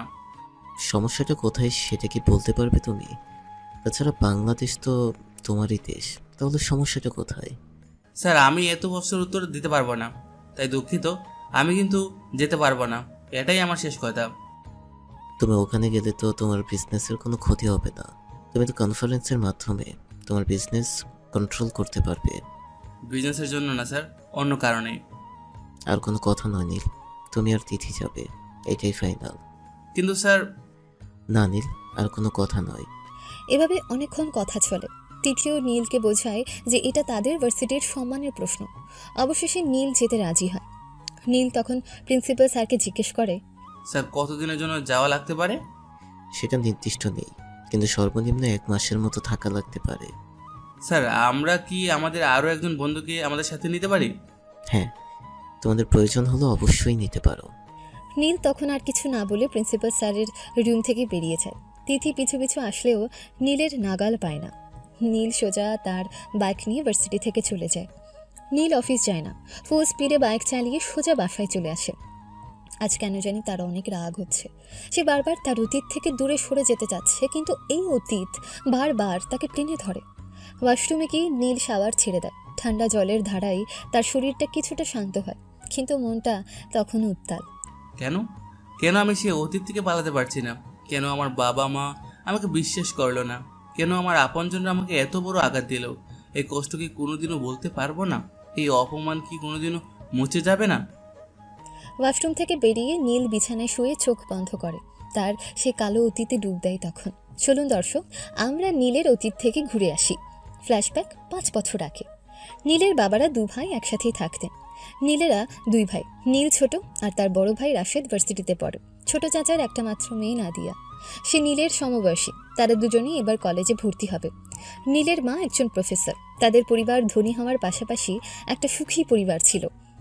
নীল নাদিয়াকে পছন্দ করত, কয়েকবার প্রপোজ করেছে, কিন্তু প্রতিবারই নাদিয়া ফিরিয়ে দিয়েছে। সামনে নাদিয়ার জন্মদিন, তাই নীল তার বন্ধু তিথি আর শুভর সঙ্গে প্ল্যান করে নাদিয়াকে প্রপোজ করবে। আপনাদের জানিয়ে রাখি, তিথি আর শুভ কিন্তু হাই স্কুল থেকে নীলের বন্ধু। নাদিয়ার জন্মদিনের দিন রাত 12টা। নীল হঠাৎ নাদিয়ার রুমে প্রবেশ করে। যেই লাইট জ্বালিয়ে সারপ্রাইজ বলবে, ঠিক তখনই সে থমকে যায়, কারণ বিছানায় নাদিয়া নীলের বড় ভাই রাশেদের সঙ্গে অন্তরঙ্গ অবস্থায় আছে। নীল কিছু না বলে তখনই সেই রুমের দরজা বাইরে থেকে বন্ধ করে দিয়ে তার নিজের রুমে চলে আসে। রাগে সে নাদিয়ার জন্য আনা গিফটগুলো ভাঙতে থাকে। কিছুক্ষণের মধ্যে নীলের রুমে বাড়ির সবাই চলে আসে। নীলের মা নীলকে একটা থাপ্পড় দেয়। নীলের বাবা তাকে একের পর এক আঘাত করতে থাকে। নীল বারবার তাদের জিজ্ঞেস করে, আমি কি করেছি কেউ বলো? কি করেছিস আবার জানতে চাস? তুই আমার ছেলে, আমার আজ ঘৃণা হচ্ছে। মার খেতে খেতে এক পর্যায়ে নীল মাটিতে পড়ে যায়। তখন বাড়ির সবাই সেখান থেকে চলে যায়। রাশেদ আর নাদিয়া তখন হাসতে থাকে। রাশেদ মাটিতে উড়ু হয়ে বসে নীলের দিকে ঝুঁকে বলে, কিরে কেমন লাগলো? অনেক জ্বালিয়েছিস আমায়, এখন বোঝ মজা। একটু কি বুঝে বলবে তোমরা বাবা মাকে কি বলেছো? আচ্ছা তাহলে শোন, তোর যেহেতু এত শুনতে ইচ্ছে করছে, তুই রুম থেকে চলে আসার পর আমরা সব কিছু ঠিক করে বাবা মাকে কল করে আসতে বলি। তারা আসলে নাদিয়া আম্মুকে জড়িয়ে ধরে, তখন আমি বলি তুই নাদিয়াকে জন্মদিনের সারপ্রাইজ দিতে গিয়ে প্রপোজ করেছিস। নাদিয়া রাজি না হওয়ায় তুই ওর সাথে জোরাজুরি করেছিস। আর তখন আমি রুমে সামনে দিয়ে যাচ্ছিলাম, তাই আমি এসে নাদিয়াকে বাঁচাই, আর তুই আমাদের রুমে আটকে চলে যাস। তো বল, নাটক কেমন লাগলো? তোমরা আমার সাথে এমনটা করতে পারলে? তখন তারা নীলের কথা শুনে হাসতে হাসতে সেখান থেকে চলে যায়। নীল মাটি থেকে উঠতেও পারছিল না, সে মাটিতেই অজ্ঞান হয়ে যায়। পরের দিন সকালে তিথি এবং শুভ নীলকে কলেজ নেওয়ার জন্য আসে। তারা সবসময় একসাথেই কলেজ যায়। তারা নীলের রুমে এসে দেখে নীল অজ্ঞান হয়ে মাটিতে পড়ে আছে। তিথি দৌড়ে নীলের কাছে যায়, শুভও যায়। আই নীল কি হয়েছে তোর? I Neel what? ঠিক তখনই নাদিয়া সেখানে আসে আর তাদেরকে কালকে রাতের ঘটনাটা বলে। না, আমি বিশ্বাস করি না, তুই মিথ্যে বলছিস নাদিয়া। আরে এখন এত কথা বলার সময় নেই, নীলকে হাসপাতালে নিয়ে চল। কিন্তু আমরা কিভাবে নিয়ে যাব? শুভ তখন তার গাড়ির ড্রাইভারকে কল করে বাড়ির ভেতরে আসতে বলে। ড্রাইভার আসলে শুভ তাকে নীলকে তাড়াতাড়ি করে হাসপাতালে নিয়ে যেতে বলে। ড্রাইভার নীলকে কোলে তুলে নেয়। তিথি আর শুভ ড্রাইভারের পিছু পিছু তাড়াহুড়ো করে যায়। বাড়ি থেকে বের হওয়ার সময় নীলের মা তিথিকে উদ্দেশ্য করে বলেন, ওকে নিয়ে যাচ্ছিস যা, কিন্তু এই চরিত্রহীন যেন আর আমার বাড়িতে না আসে। আন্টি, আপনাদের এই কথাগুলো কিন্তু আপনারা আপনাদের ছেলে রাশেদ আর ভাতিজি নাদিয়াকেই বলবেন। তিথি নীলের মায়ের উত্তরের অপেক্ষা না করে দৌড়ে গিয়ে গাড়িতে বসে। তারপর হাসপাতালে গিয়ে নীলকে ইমার্জেন্সিতে পাঠিয়ে নীল তার বাবা মাকে কল করে তাড়াতাড়ি হাসপাতালে আসতে বলে, আর শুভ তার বাবা মাকে কল করে হাসপাতালে আসতে বলে। তাদের বাবা মা আসলে তারা সবটা খুলে বলে। নীলকে আমি খুব ভালো করে চিনি, ও জীবনে এরকম কোনো কাজ করবে না। শুভ তার কথায় সম্মতি জানায়। সবাই তখন নীলের জ্ঞান ফেরার জন্য অপেক্ষা করে মূল ঘটনা জানার জন্য। নীলের জ্ঞান ফিরলে সে নিজেকে হাসপাতালে দেখে অনেকটা অবাক হয়। তারপর তিথি সবটা বলে। এরপর নীলকে মূল কাহিনীটা খুলে বলতে বলে। নীল তখন পুরো কাহিনী সবাইকে খুলে বলে। তিথির মা নীলকে জড়িয়ে ধরে। বাবা, তুমি আজ থেকে আমার ছেলে, তোমাকে আর কখনো ওই বাড়িতে যেতে দেব না। হ্যাঁ বাবা, তোমার আন্টি একদম ঠিক কথা বলেছে। তুমি এখন থেকে আমাদেরই সন্তান। আঙ্কেল, আপনারা কি আমাকে একটু হেল্প করবেন? বলো বাবা, কি হেল্প? আঙ্কেল, আমি আর এ দেশে থাকতে চাই না, প্লিজ আপনারা আমাকে বাইরে কোথাও পাঠিয়ে দিন। আমি প্রমিস করছি আমি আপনাদের সকল টাকা পরিশোধ করে দেব। এভাবে বলছো কেন? তোমাকে না বললাম তুমি আজ থেকে আমাদের সন্তান? ঠিক আছে, আমি আজকে সবকিছু ব্যবস্থা করছি। নীল কি একা যাবে নাকি আমিও যাবো ওর সাথে? আমি কি এখানে বসে আঙুল চুষবো নাকি? আমিও যাব। তখন দুই পরিবারের সবাই মিলে সিদ্ধান্ত নেয় যে তাদের 3 জনকে একসাথে কানাডায় পাঠিয়ে দেবে। আপনাদের আরেকটা কথা বলে রাখি, যেটা হয়তো আগেই টের পেয়েছিলেন, তিথি আর শুভর কারো পরিবারই নীলের পরিবারের থেকে কম ধনী নয়। এরপর বিদেশে এসে নিজেদের পরিশ্রমে নীল বিজনেস শুরু করে, আর তারপর একটুকু তো জানিনি। তাহলে চলুন এবার বাস্তবে ফিরি। নীল বিছানায় আর শুয়ে থাকতে পারছিল না, তার মাথায় পুরনো স্মৃতিগুলো ঘুরপাক খাচ্ছিল। সে বিছানা থেকে উঠে ছাদে চলে যায়। ছাদে একটা দোলনায় বসে সে আকাশের দিকে তাকিয়ে থাকে। রাতের আকাশটা আজ যেন বড় বেশি বিষণ্ণ মনে হচ্ছিল নীলের কাছে। তার চোখ ভিজে আসে আর একসময় টপ টপ করে জল পড়তে থাকে। ঠিক তখনই তার কাঁধে কারো হাতের স্পর্শ পায়। নীল চমকে পেছনে তাকায় আর দেখতে পায় শুভ এবং তিথি তার পেছনে দাঁড়িয়ে আছে। কিরে, তুই এখানে একা একা কি করছিস? তিথির চোখ নীলের ভেজা চোখের দিকে যায়। তারা বুঝতে পারে নীল কাঁদছিল। কোনো কথা না বলে তিথি নীলের পাশে দোলনায় বসে পড়ে। শুভ নীলের সামনে এসে তিথি নীলের হাত ধরে বলে, কি হয়েছে নীল? আমরা তো তোর পাশেই আছি। আমরা জানি তোর মনটা আজ ভালো নেই, কিন্তু তুই একা একা কষ্ট পেলে আমাদেরও কষ্ট হয়। সেই পুরনো স্মৃতিগুলো আমি বলতে পারি না, যতবার চেষ্টা করি ততবারই ফিরে আসে। তিথি নীলের হাত আরও শক্ত করে ধরে। আমরা জানি, কিন্তু তুই কেন একা একা এই কষ্টটা বহন করবি? আমরা তো আছি তোর পাশে, আমরা সবটাই জানি। আমরা তোর কষ্টের ভাগ নিতে এসেছি। হ্যাঁ নীল, আমরা তো তোর সাথেই আছি। আমরা তোর পরিবারের মতো। তোর বাবা মা হয়তো তোকে বিশ্বাস করেনি, কিন্তু আমরা করেছি, সব সময় করব। কিন্তু আমি নিজেকে কিভাবে বিশ্বাস করাবো? কেন আমি এত অসহায়? আমি তো অনেক চেষ্টা করেছি। তুই অসহায় নয় নীল, তুই আমাদের দেখা সবচেয়ে শক্তিশালী মানুষ। একটা মিথ্যা অপবাদ তোকে ভেঙে দিতে পারে না। দেখ, তুই একাই কানাডাতে এসে কত কিছু করেছিস। তোর এই সাফল্যের পেছনে কত কষ্ট আছে তা শুধু আমরা জানি। তোর সে অপমানটাই তোকে এতটা শক্তিশালী করেছে। তিথি নীলের চোখের জল মুছে দিয়ে বলে, প্লিজ এভাবে আর কাঁদিস না। আমরা তোকে কখনো একা থাকতে দেব না। আমাদের এই হাতটা ছেড়ে যাবে না তো? তোর আমাকে ছেড়ে যাবি না তো? আমরা তোকে কখনো ছেড়ে যাব না। তুই আমাদের ভাই, আমাদের বন্ধু। আমরা তোকে একা থাকতে দিব না। এবার চল নিচে গিয়ে কিছু গল্প করি। তুই তো আমাদের ভালোই জ্বালাচ্ছিস। নীল হাসে। তার মুখে সেই পুরনো হাসি আবার ফিরে আসে। তার মনে এক ধরনের শান্তি আসে। সে তার বন্ধুদের দিকে তাকিয়ে হাসে। সে জানে এই বন্ধুদের কারণে তার জীবনে এখনও কিছু আনন্দ অবশিষ্ট আছে। নীলের মনের মেঘগুলো যেন কিছুটা সরে গিয়েছিল। সে শুভকে দেখে হাসে এবং তার দিকে তাকিয়ে বলে, আমি প্রিন্সিপাল স্যারকে বলেছিলাম তুইও যাবি আমাদের সাথে। তিথি বলেছিল। আমি তো প্রথম যখন শুনলাম বিশ্বাসই করতে পারছিলাম না। তুই রাজি হবি, সেটাই তো অবাক হওয়ার মতো ব্যাপার। আমি জানি নীল, তুই আমাদের জন্য এটা করেছিস।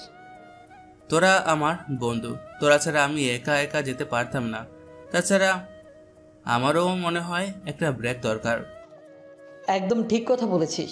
এই 1 মাস আমরা শুধু মজা করব, কোনো কাজ বা পড়াশোনার কথা নয়, শুধু মজা আর মজা। ঠিক আছে।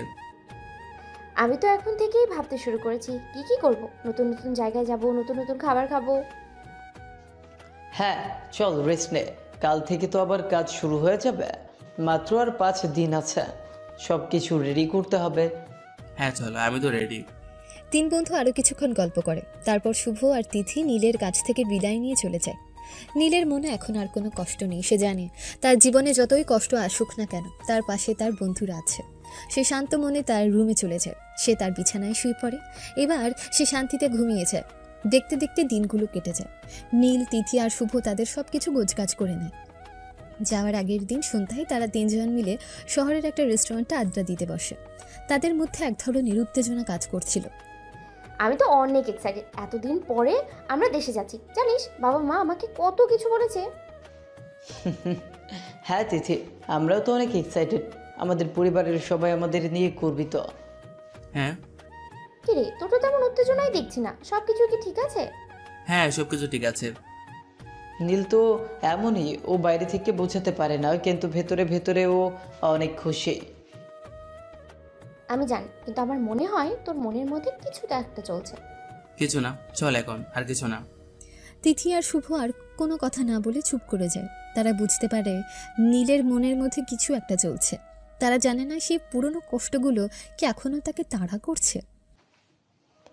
আচ্ছা একটা কথা বল, তুই তো আমাদের সাথে থাকবি তাই না? হ্যাঁ থাকবো। তাহলে তো আমরা এখন আর কোনো সমস্যাই পাবো না। তুই তো আমাদের সব সমস্যার সমাধান করে দিবি। আমি তোদের বন্ধু, তোদের কোনো সমস্যা হলে আমি তোদের পাশে থাকবো। 3 বন্ধু আরও কিছুক্ষণ আড্ডা দেয়। তাদের গল্প আর হাসি থামছিল না। কিন্তু এই আনন্দের মাঝেও নীলের মনে এক ধরনের অজানা ভয় কাজ করছিল। সে জানে না তার জন্য কী অপেক্ষা করছে। অবশেষে সেই দিনটি এসেই গেল। আজ তাদের বাংলাদেশ যাত্রা। সকাল থেকে সবাই সব কিছু গুছিয়ে নিচ্ছে। সকাল 10:30 ফ্লাইট। নীল সকাল 9টায় বাসা থেকে বেরোয়। অফিসের অবিনকে সব শেষ নির্দেশনা দিয়ে সে ভার্সিটির দিকে রওনা দেয়।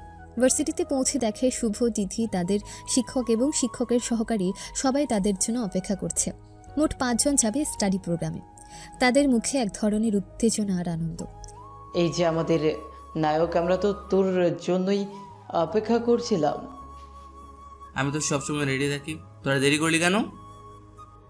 আমরা তো ঠিক সময়ে এসেছি, তুই তো সবসময় আমাদের আগে থাকিস। তোমরা সবাই রেডি তো? আমাদের আর বেশি সময় নেই। এরপর তারা সবাই মিলে এয়ারপোর্টের দিকে রওনা হয়। সকাল 10টায় তারা এয়ারপোর্টে পৌঁছে যায়। তাদের বোর্ডিং পাসের সব কিছু ঠিকঠাক আছে কি না সেটা নিশ্চিত করার পর তারা ইমিগ্রেশন পার হয়ে প্লেনের গেটের দিকে যায়। 10:30 প্লেনটা আকাশে উড়াল দেয়। জানলা দিয়ে নিচের দিকে তাকিয়ে থাকেন নীল। তার মনের ভেতর এক অদ্ভুত অনুভূতি কাজ করছিল। এক সময় সে নিজেকেই নিজে বলে, আজ আমি আবারও আমার সেই শহরে ফিরে যাচ্ছি, যে শহরটা আমাকে চিনতে পারেনি, যেখান থেকে আমি পালিয়ে গিয়েছিলাম। আজ আমি ফিরে যাচ্ছি, কিন্তু সেই পুরনো আমি নই। আজ আমি এক নতুন আমি, যে এই শহরের সবটুকু অপমান আর কষ্টকে জয় করে ফিরে আসছে। আমি জানি না আমার জন্য কি অপেক্ষা করছে, কিন্তু আমি প্রস্তুত। আমি আর কোনো কিছুতেই ভয় পাই না। দেখতে দেখতে প্রায় 14 ঘন্টা কেটে যায়। প্লেনের ভেতরে সবাই তখন গভীর ঘুমে আচ্ছন্ন। নীলের ঘুম নেই, সে শুধু জানলার বাইরে তাকিয়েছিল। হঠাৎ প্লেনের ভেতরে এয়ার হোস্টেসের ঘোষণা ভেসে আসে, সম্মানিত যাত্রীগণ, আমরা কিছুক্ষণের মধ্যে বাংলাদেশের হজরত শাহজালাল আন্তর্জাতিক বিমানবন্দরে অবতরণ করতে যাচ্ছি। আপনারা আপনাদের সিট বেল্ট বেঁধে নিন এবং মোবাইল ফোন বন্ধ রাখুন। কিছুক্ষণের মধ্যে প্লেনটা হজরত শাহজালাল আন্তর্জাতিক বিমানবন্দরে ল্যান্ড করে। প্লেন থেকে নামার পর নীলের মনে এক অদ্ভুত অনুভূতি কাজ করে। সে দীর্ঘশ্বাস ছাড়ে। অবশেষে নিচের দেশে ফিরলাম। এত দীর্ঘ জার্নি। কি তুই তো চুপচাপ কেন? বাংলাদেশে এসেছিস, এবার তো তোর অনেক খুশি হওয়ার কথা। হ্যাঁ, অনেকদিন পর নিজের দেশে ফিরলাম। তারা ইমিগ্রেশন পার হয়ে তাদের লাগেজ সংগ্রহ করে। এয়ারপোর্টের বাইরে আসতেই তারা দেখতে পায় ঢাকা বিশ্ববিদ্যালয়ের কয়েকজন শিক্ষক এবং কিছু শিক্ষার্থী তাদের জন্য অপেক্ষা করছে। তাদের হাতে ফুলের তোড়া। নীল, শুভ, তিথি, তাদের শিক্ষক এবং শিক্ষকের সহকারী তাদের দিকে এগিয়ে যায়। ঠিক তখনই ঢাকা বিশ্ববিদ্যালয়ের অধ্যক্ষ এগিয়ে আসেন। তিনি তাদের শিক্ষকের হাতে একটা ফুলের তোড়া দিয়ে বলেন, হ্যালো, আমি ঢাকা বিশ্ববিদ্যালয়ের অধ্যক্ষ। আপনাদেরকে বাংলাদেশে স্বাগত জানাই। আপনাদের সাথে পরিচিত হয়ে ভালো লাগলো। অধ্যক্ষ তখন বাকি শিক্ষক এবং শিক্ষার্থীদের সঙ্গে তাদের পরিচয় করিয়ে দেন। ঠিক তখনই নীলের চোখ আটকে যায় এক শিক্ষার্থীর উপর। সে তাকে দেখেই থমকে যায়। দর্শক, হ্যাঁ, এটাই হচ্ছে সেই মেয়ে যাকে আমাদের নীল সিঙ্গাপুরে দেখে ক্রাশ খেয়েছিল। অধ্যক্ষ তখন মেয়েটাকে পরিচয় করিয়ে দেন। আর ও হচ্ছে আমাদের বিশ্ববিদ্যালয়ের কালচারাল ক্লাবের লিডার আদিবা চৌধুরী। আদিবা? তাহলে এটাই তার নাম, সিঙ্গাপুরের সেই মেয়েটা? তাহলে কি আমার ভাগ্য লেখা ছিল ওর সাথে দেখা হবে? এটা কি সত্যি? নীলের শিক্ষক তখন তাদের পরিচয় করিয়ে দেয়। এরা দুজন হচ্ছে নীল এবং তিথি। এরাই হচ্ছে আমাদের ভার্সিটির বেস্ট স্টাডি বাডিজ। আর ও হচ্ছে শুভ, নীল ও তিথির বন্ধু। এরাই হচ্ছে আমাদের স্টাডি প্রোগ্রামের মূল। তোমাদের মতো মেধাবী শিক্ষার্থীদেরকে আমাদের কাছে পেয়ে আমরা খুবই আনন্দিত। অধ্যক্ষ নীলের দিকে এগিয়ে আসেন এবং তার সাথে হ্যান্ডশেক করে। নীলের হাত কেঁপে ওঠে। সাদিবার দিকে তাকায়, হাদিবাও তার দিকে তাকিয়ে হাসে। তার সেই স্নিগ্ধ হাসি যা নীলকে সিঙ্গাপুরে মুগ্ধ করেছিল। নীলের মনে এক ধরনের অদ্ভুত অনুভূতি কাজ করে। সে জানে না এটা কি শুধুই কাকতালীয় নাকি তার ভাগ্যে লেখা ছিল। আশা করি তোমাদের এই সফরটা অনেক আনন্দদায়ক হবে। ধন্যবাদ স্যার। এরপর ঢাকা বিশ্ববিদ্যালয়ের একজন শিক্ষক নীলদের শিক্ষককে বলেন, চলুন আপনাদের হোটেলে নিয়ে যায়। এরপর তারা সবাই মিলে হোটেলের দিকে রওনা হয়। নীল আর আদিবার মাঝে কোনো কথা হয় না, কিন্তু তাদের চোখ একে অপরের দিকে বারবার যাচ্ছিল। নীল জানে না এটা কি শুধু আকর্ষণ নাকি অন্য কিছু। হোটেলের ভেতর প্রবেশ করার পর তারা অবাক হয়েছে। হোটেলটা বাংলাদেশের একটা বিলাসবহুল হোটেল। লবিতে এক ধরনের ব্যস্ততা। রুমের চাবি নিয়ে সবাই নিজের রুমে চলে যায়। নীল তার রুমে প্রবেশ করে। তার রুমটা অনেক সুন্দর। বড় একটা জানালার কাঁচ দিয়ে পুরো ঢাকা শহরের দৃশ্য দেখা যাচ্ছিল। নীল ফ্রেশ হয়ে তার বিছানায় বসে পড়ে। তার মাথায় তখনও সেই পুরনো স্মৃতিগুলো ঘুরপাক খাচ্ছিল। সে আজ তার পুরনো শহরে ফিরে এসেছে, যে শহরটা তাকে অপমান করেছিল, যেখান থেকে সে পালিয়ে গিয়েছিল। কিন্তু আজ সে একা নয়, তার পাশে তার বন্ধুরা আছে। হঠাৎ নীলের ফোন বেজে ওঠে। স্ক্রিনে ভেসে ওঠে শুভ। নীলের মুখে একটা হাসি ফুটে ওঠে। সে ফোনটা রিসিভ করে। হ্যাঁ বল। কিরে, একা একা কি করছিস? চল নিচে যাই, তিথিও অপেক্ষা করছে। হ্যাঁ চল। এরপর নীল, শুভ আর তিথি নিচে গিয়ে একসাথে আড্ডা দেয়। তাদের এই বন্ধুত্বপূর্ণ সম্পর্ক নীলের মনের ভেতরের কষ্টগুলোকে ভুলিয়ে দিতে সাহায্য করে। সে এখন আর একা নয়, তার পাশে তার বন্ধুরা আছে। নীলের হাত কেঁপে ওঠে। সে আদিবার দিকে তাকায়, আদিবাও তার দিকে তাকিয়ে হাসে। তার সেই স্নিগ্ধ হাসি যা নীলকে সিঙ্গাপুরে মুগ্ধ করেছিল। নীলের মনে এক ধরনের অদ্ভুত অনুভূতি কাজ করে। সে জানে না এটা কি শুধুই কাকতালীয় নাকি তার ভাগ্যে লেখা ছিল। নীল, শুভ আর তিথি হোটেলে বসে আড্ডা দিচ্ছিল। তারা নিজেদের রুমের বর্ণনা দিচ্ছিল এবং ঢাকার পরিবেশ নিয়ে কথা বলছিল। যদিও তারা ঢাকা শহরকে ভালোভাবে চেনে, কিন্তু এতদিন পর ফিরে এসে সবকিছু যেন নতুন মনে হচ্ছিল।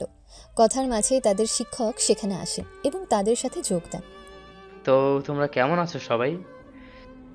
স্যার অসাধারণ, সবকিছু নতুন করে দেখতে পেরে না খুব ভালো লাগছে। হ্যাঁ স্যার, আমাদের অনেক ভালো লাগছে। আমি জানি, কিন্তু তোমাদের তো এখানে কাজ করতে হবে।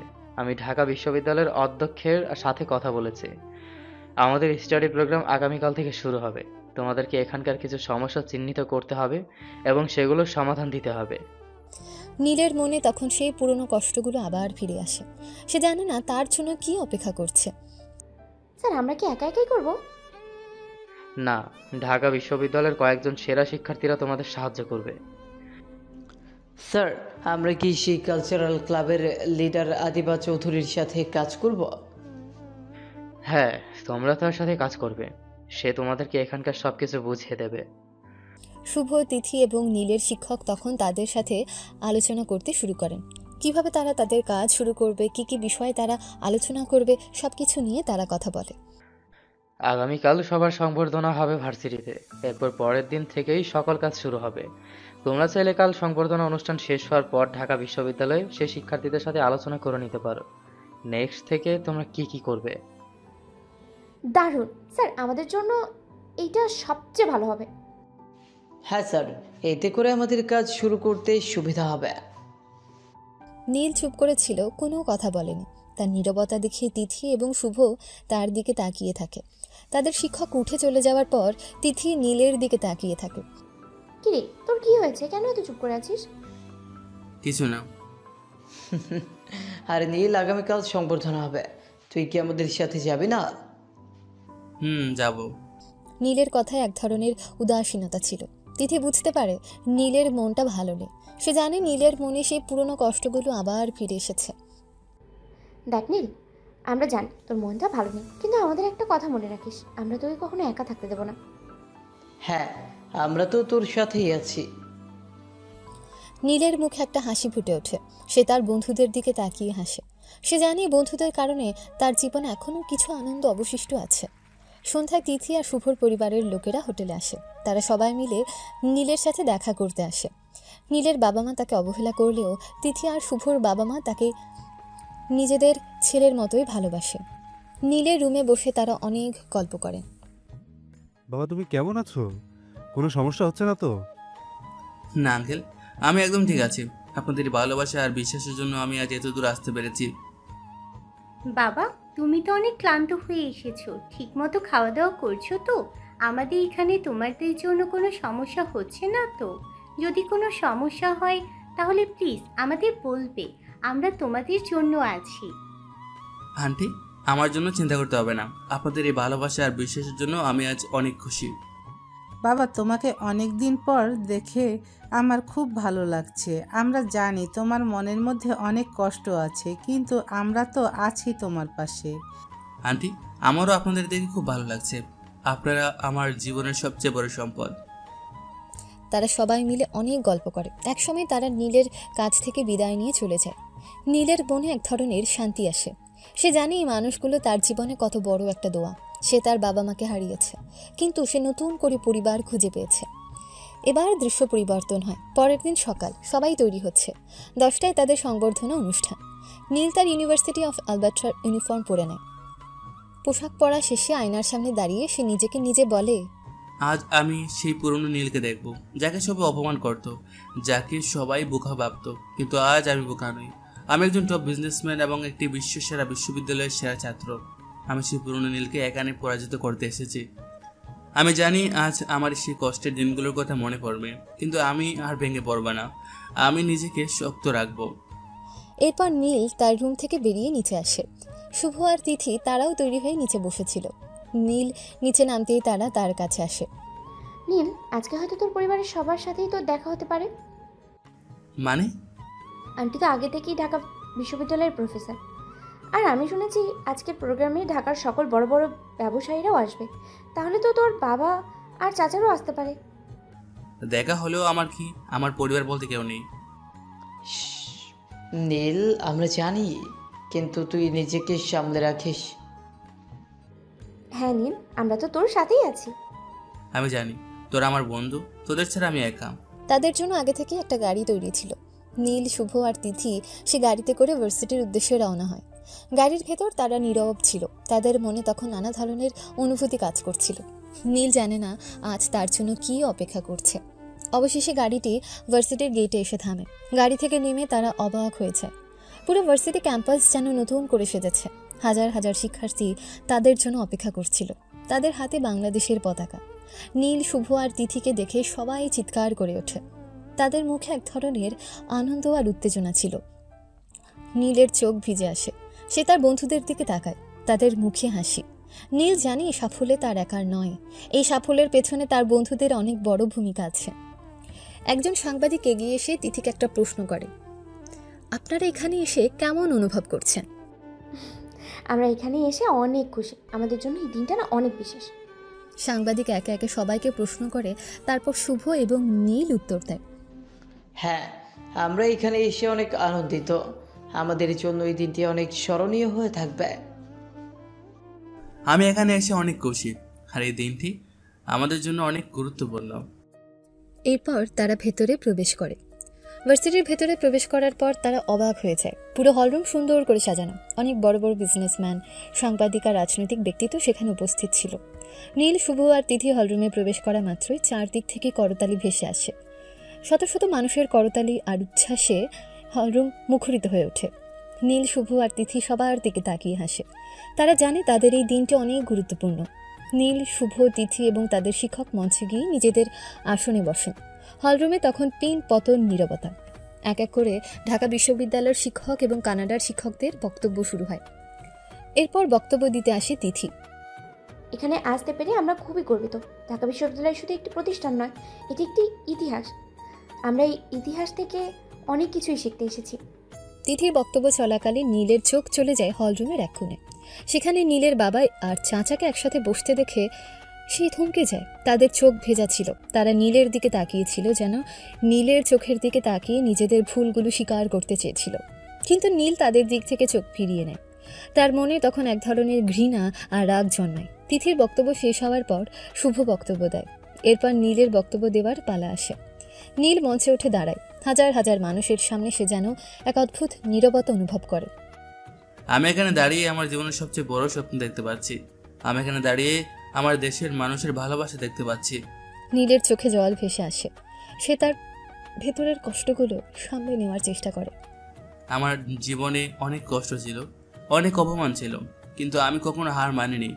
আমার এই সাফল্যের পেছনে আমার বন্ধুদের অনেক বড় ভূমিকা আছে। আমার বন্ধুরা আমাকে শিখিয়েছে পরিবার বলতে শুধু বাবা মা আর ভাই বোন নয়, পরিবার বলতে সেই মানুষগুলোকে বোঝায় যারা তোমার পাশে সব সময় থাকে। নীলের এই কথাগুলো শুনে তিথি আর শুভ আবেগ আপ্লুত হয়ে ওঠে। তাদের চোখও ভিজে আসে। হলরুমের সবাই নীলের দিকে তাকিয়ে থাকে। তারা জানে না এই কথার পেছনে কত বড় একটা কষ্ট লুকিয়ে আছে। আমি এখানে এসেছি একটি নতুন স্বপ্নকে নিয়ে। আমি এই শহরকে, এই দেশকে কিছু দিতে এসেছি। আমি জানি আমার দেশ আমাকে অনেক কিছু দিয়েছে। আজ আমার সময় আমার দেশের জন্য কিছু করার। অনুষ্ঠান শেষে নীলরা সবাই কালচারাল ক্লাবে যায়। তারা তাদের শিক্ষককে আগের থেকে সব বলে রেখেছিল যে আজকে তারা পরের দিনগুলোর প্ল্যান করবে। তাই তাদের শিক্ষকও সব কিছু রেডি করে রেখেছিলেন। তাদের পরিকল্পনা কালচারাল ক্লাবে হবে। কালচারাল ক্লাবে প্রবেশ করে নীল অবাক হয়েছে। পুরো ক্লাবটা সুন্দর করে সাজানো, সেখানে অনেক শিক্ষার্থী উপস্থিত ছিল। ক্লাবের মাঝখানে একটা বড় টেবিল ছিল, যেখানে ঢাকা বিশ্ববিদ্যালয়ের শিক্ষার্থীরা অপেক্ষা করছিল। নীল, তিথি, শুভ এবং তাদের শিক্ষক সেখানে প্রবেশ করা মাত্রই সবাই দাঁড়িয়ে তাদের অভিবাদন জানায়। ঢাকা বিশ্ববিদ্যালয়ের শিক্ষক তাদের সাথে পরিচিত হয়ে সবাইকে বসতে বলেন। তোমাদের সব শিক্ষার্থীদের সঙ্গে পরিচয় করিয়ে দিতে চাই। এরা দুজন হচ্ছে আমাদের ক্লাবের লিডার, আদিবা এবং রাফি। এরা আপনাদেরকে এখানকার সব বিষয়ে হেল্প করবে। নীলের চোখ তখন আদিবার দিকে যায়। আদিবা তার দিকে তাকিয়ে হাসে। নীলের মনে এক ধরনের অদ্ভুত অনুভূতি কাজ করে। সে জানে না এটা কি শুধুই আকর্ষণ নাকি অন্য কিছু। ধন্যবাদ আপনাদেরকে আন্তরিক সহযোগিতার জন্য। আমরা আশা করি আমাদের শিক্ষার্থী আপনাদের সাথে মিলে অনেক কিছু শিখবে। আমরাও তাই আশা করি। এখন তোমরা সবাই মিলে আলোচনা করে নাও। এরপর দুই ভার্সিটির শিক্ষার্থীরা নিজেদের মধ্যে আলোচনা করতে শুরু করে। নীল, তিথি আর শুভ আদিবা আর রাফির সাথে বসে কাজ শুরু করে। তারা তাদের প্ল্যান এবং প্রজেক্ট নিয়ে কথা বলতে শুরু করে। নীল জানে না তার জন্য কি অপেক্ষা করছে। দুই ভার্সিটির শিক্ষার্থীরা নিজেদের মধ্যে আলোচনা করতে শুরু করে। নীল, তিথি, শুভ, আদিবা এবং রাফি একটা গোল হয়ে বসে। আদিবা নীলকে দেখে হাসে। তার মুখে এক ধরনের মিষ্টি হাসি যা নীলকে মুগ্ধ করে। হ্যালো, আমি আদিবা। আপনাদেরকে বাংলাদেশে স্বাগত জানাই। হ্যালো, আমি নীল। হ্যালো, আমি রাফি। আমরা আপনাদেরকে এখানকার সব বিষয়ে হেল্প করব। হ্যালো রাফি, আমাদেরও আপনাদের সাথে কাজ করতে পেরে খুব ভালো লাগছে। এরপর তারা সবাই মিলে তাদের প্রজেক্ট নিয়ে আলোচনা করতে শুরু করে। তারা তাদের প্ল্যান এবং কি কি বিষয়ে কাজ করবে সব কিছু নিয়ে কথা বলে। তো আপনাদের কি কি প্ল্যান আছে? আপনারা কি আমাদের সাথে শেয়ার করবেন? হ্যাঁ, অবশ্যই। আমাদের প্ল্যান হচ্ছে এখানকার কিছু সমস্যা চিহ্নিত করা এবং সেগুলোর সমাধান দেওয়া। দারুণ। আমরাও আপনাদেরকে এ বিষয়ে হেল্প করব। আমরা কিছু সমস্যা চিহ্নিত করেছি। আপনাদের কি কি সমস্যা আছে?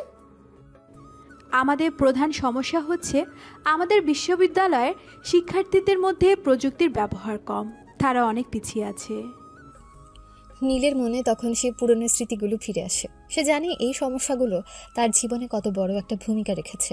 সে জানে এই সমস্যাগুলো সমাধান করা তার জীবনের সবচেয়ে বড় চ্যালেঞ্জ।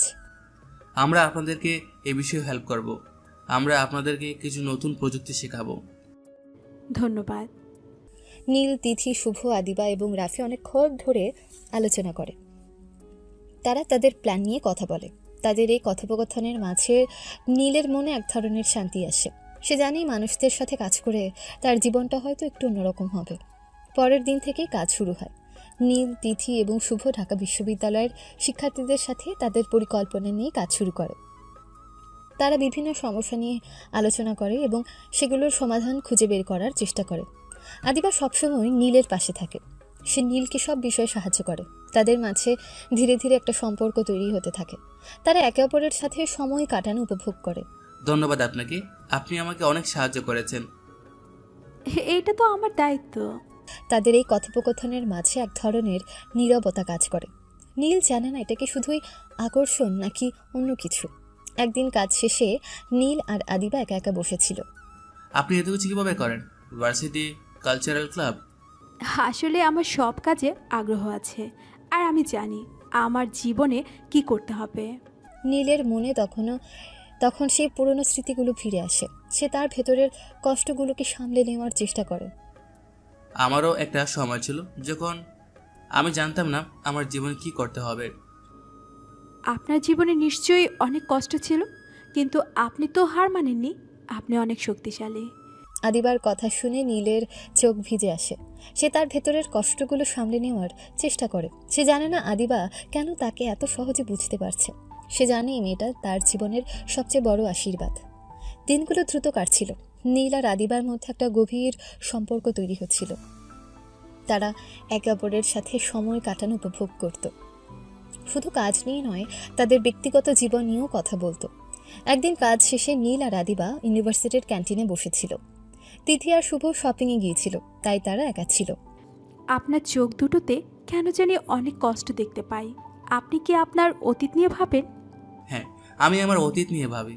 আমার জীবনে অনেক কষ্ট ছিল, কিন্তু আমি সেগুলো ভুলে থাকতে চাই।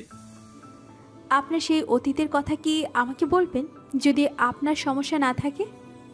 আদিবার কথা শুনে নীলের মনে এক ধরনের দ্বিধা কাজ করে।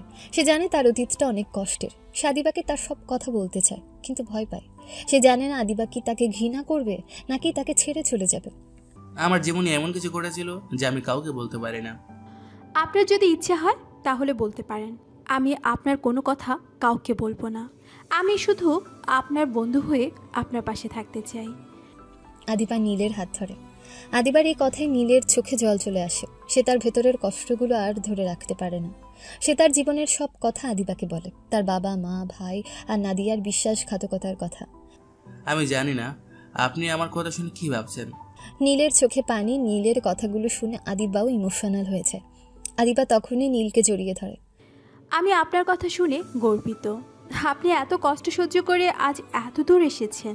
আপনি অনেক শক্তিশালী। আদিবার এই কথায় নীলের মনটা শান্ত হয়েছে। একদিন কাজ শেষে নীল, তিথি, শুভ, আদিবা এবং রাফি সবাই মিলে বিকেলে ঘুরতে বের হয়। তারা ঢাকার বিভিন্ন দর্শনীয় স্থান ঘুরে দেখে। হাসাহাসি আর খুনসুটিতে ভরা একটা দারুণ বিকেল কাটাই তারা। নীল আর আদিবা একে অপরের সঙ্গ উপভোগ করছিল। তাদের মধ্যে যেন এক অদ্ভুত আকর্ষণ কাজ করছিল। কথাবার্তার এক পর্যায়ে নীল আদিবাকে তার পরিবার সম্পর্কে জিজ্ঞেস করে।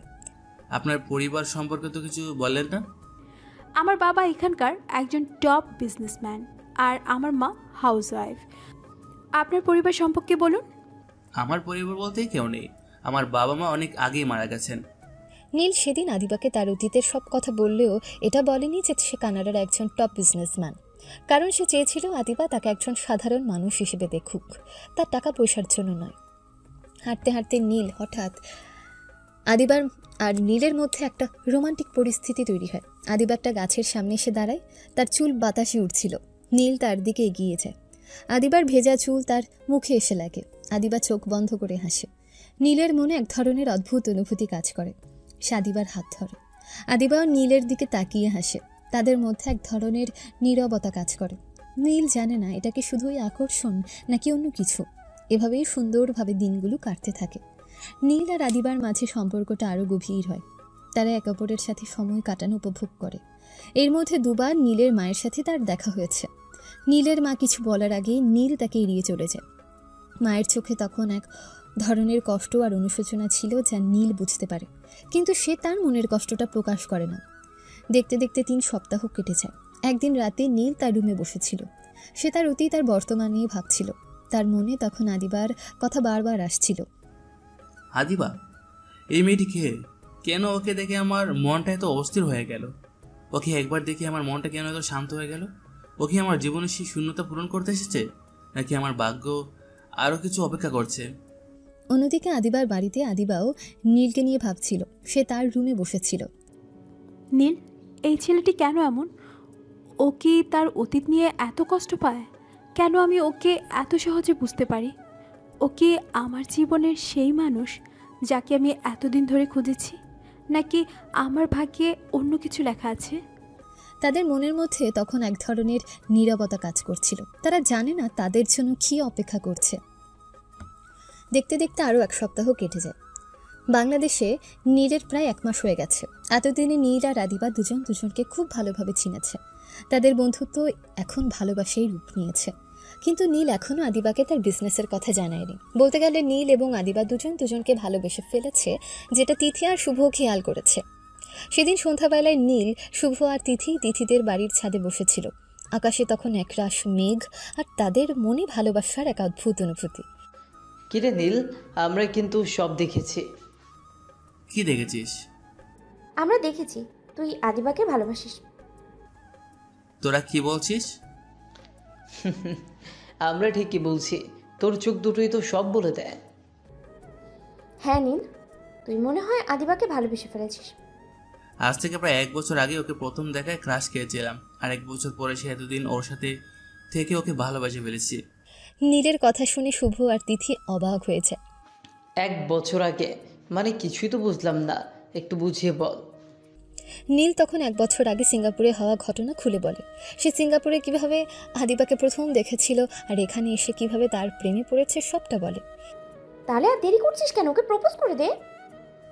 আমার ভয় করছে, যদিও আমাকে বারণ করে দেয়। না, আমার মনে হয় ও কখনো তোকে বারণ করবে না, কারণ আমি ওর চোখে তোর জন্য ভালোবাসা দেখেছি। তিথি ঠিকই বলছে, চল আমরা আদিবাকে প্রপোজ করার প্ল্যান করি। 3 বন্ধু তখন প্ল্যান করতে শুরু করে। তারা ঠিক করে পরের দিন সকালে তারা আদিবার সাথে দেখা করবে। তিথি আর শুভ নীলকে বলবে যে তার একটা জরুরি কাজে ভার্সিটি যাচ্ছে।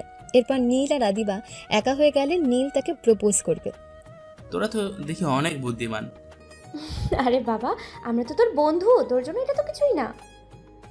এরপর তারা 3 জন হাসাহাসি করে। নীলের মনে এক ধরনের শান্তি আসে।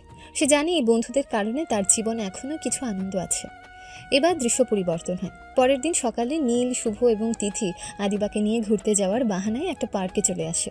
তারপর পার্কের হলরুমের সামনে গিয়ে দাঁড়ায়। ঠিক তখনই শুভ এবং তিথি ভার্সিটিতে যাওয়ার বাহানা দিয়ে সেখান থেকে চলে যায়। আদিবা কিছুটা অবাক হয়ে তাদের দিকে তাকিয়ে থাকে। নীল তখন আদিবার হাত ধরে বলে, চলো ভিতরে গিয়ে বসি। হলরুমের দরজা খোলা মাত্রই ভেতরে পুরো অন্ধকার দেখা যায়। আদিবা নীলের হাত ধরে বলে, নীল, এখানে অনেক অন্ধকার, বাইরে চলো, আমার অনেক ভয় লাগছে। ঠিক তখনই নীল হাতের একটা চুটকি বাজায় আর সঙ্গে সঙ্গে চারদিকে লাইট জ্বলে ওঠে। আদিবা তখন অবাক হয়ে চারদিক তাকায়। চারদিক খুব সুন্দরভাবে সাজানো হয়েছে। লাল গোলাপের পাপড়ি দিয়ে মেঝেতে একটা হৃদয় আঁকা, আর মাঝখানে মোমবাতি দিয়ে লেখা আই লাভ ইউ। আদিবা তখন সামনে তাকাতে নীল তার সামনে হাঁটু গেড়ে বসে একটা গোলাপ ফুল দিয়ে তাকে প্রপোজ করে। আদিবা, আমি জানি না আমি তোমাকে কখন থেকে ভালোবাসি, কিন্তু আমি জানি তোমাকে ছাড়া আমি বাঁচতে পারবো না। তুমি কি আমার জীবনে সেই শূন্যতা পূরণ করবে? তুমি কি আমার জীবনের সঙ্গী হবে? আমি তোমাকে ভালোবাসি আদিবা। নীলের কথা শুনে আদিবার চোখে জল চলে আসে। সে নীলের হাত ধরে তাকে তুলে নেয়। নীল, আমিও তোমাকে ভালোবাসি। আদিবার এই কথায় নীলের মুখে এক ধরনের হাসি ফুটে ওঠে। সে আদিবাকে জড়িয়ে ধরে। তাদের মধ্যে এক ধরনের নীরবতা কাজ করে। চারদিকে শুধু তাদের ভালোবাসার নিঃশ্বাস শোনা যাচ্ছিল। শুভ আর তিথি বাইরে দাঁড়িয়েছিল। তারা অনেক খুশি হয়। তাদের মুখে এক ধরনের আনন্দ আর উত্তেজনা ছিল। তারা জানে তাদের বন্ধুর জীবনে আজ এক নতুন অধ্যায়ের সূচনা হলো। আদিবা আর নীল হলরুম থেকে বেরিয়ে আসে। বাইরে তিথি আর শুভকে দেখে আদিবা অবাক হয়। তার মুখে এক ধরনের হাসি ফুটে ওঠে। সে বুঝতে পারে সবকিছু আগে থেকেই প্ল্যান করা ছিল। তার মানে সবকিছু প্ল্যান ছিল? হ্যাঁ আদিবা, আমাদের প্ল্যান ছিল। হ্যাঁ আদিবা, আর ও সরি, এখন তো আর আদিবা হবে না, ভাবি হবে। শুভর কথায় সবাই হেসে ওঠে। আদিবা লজ্জা পেয়ে নীলের দিকে তাকায়। নীল আদিবার হাত ধরে রাখে।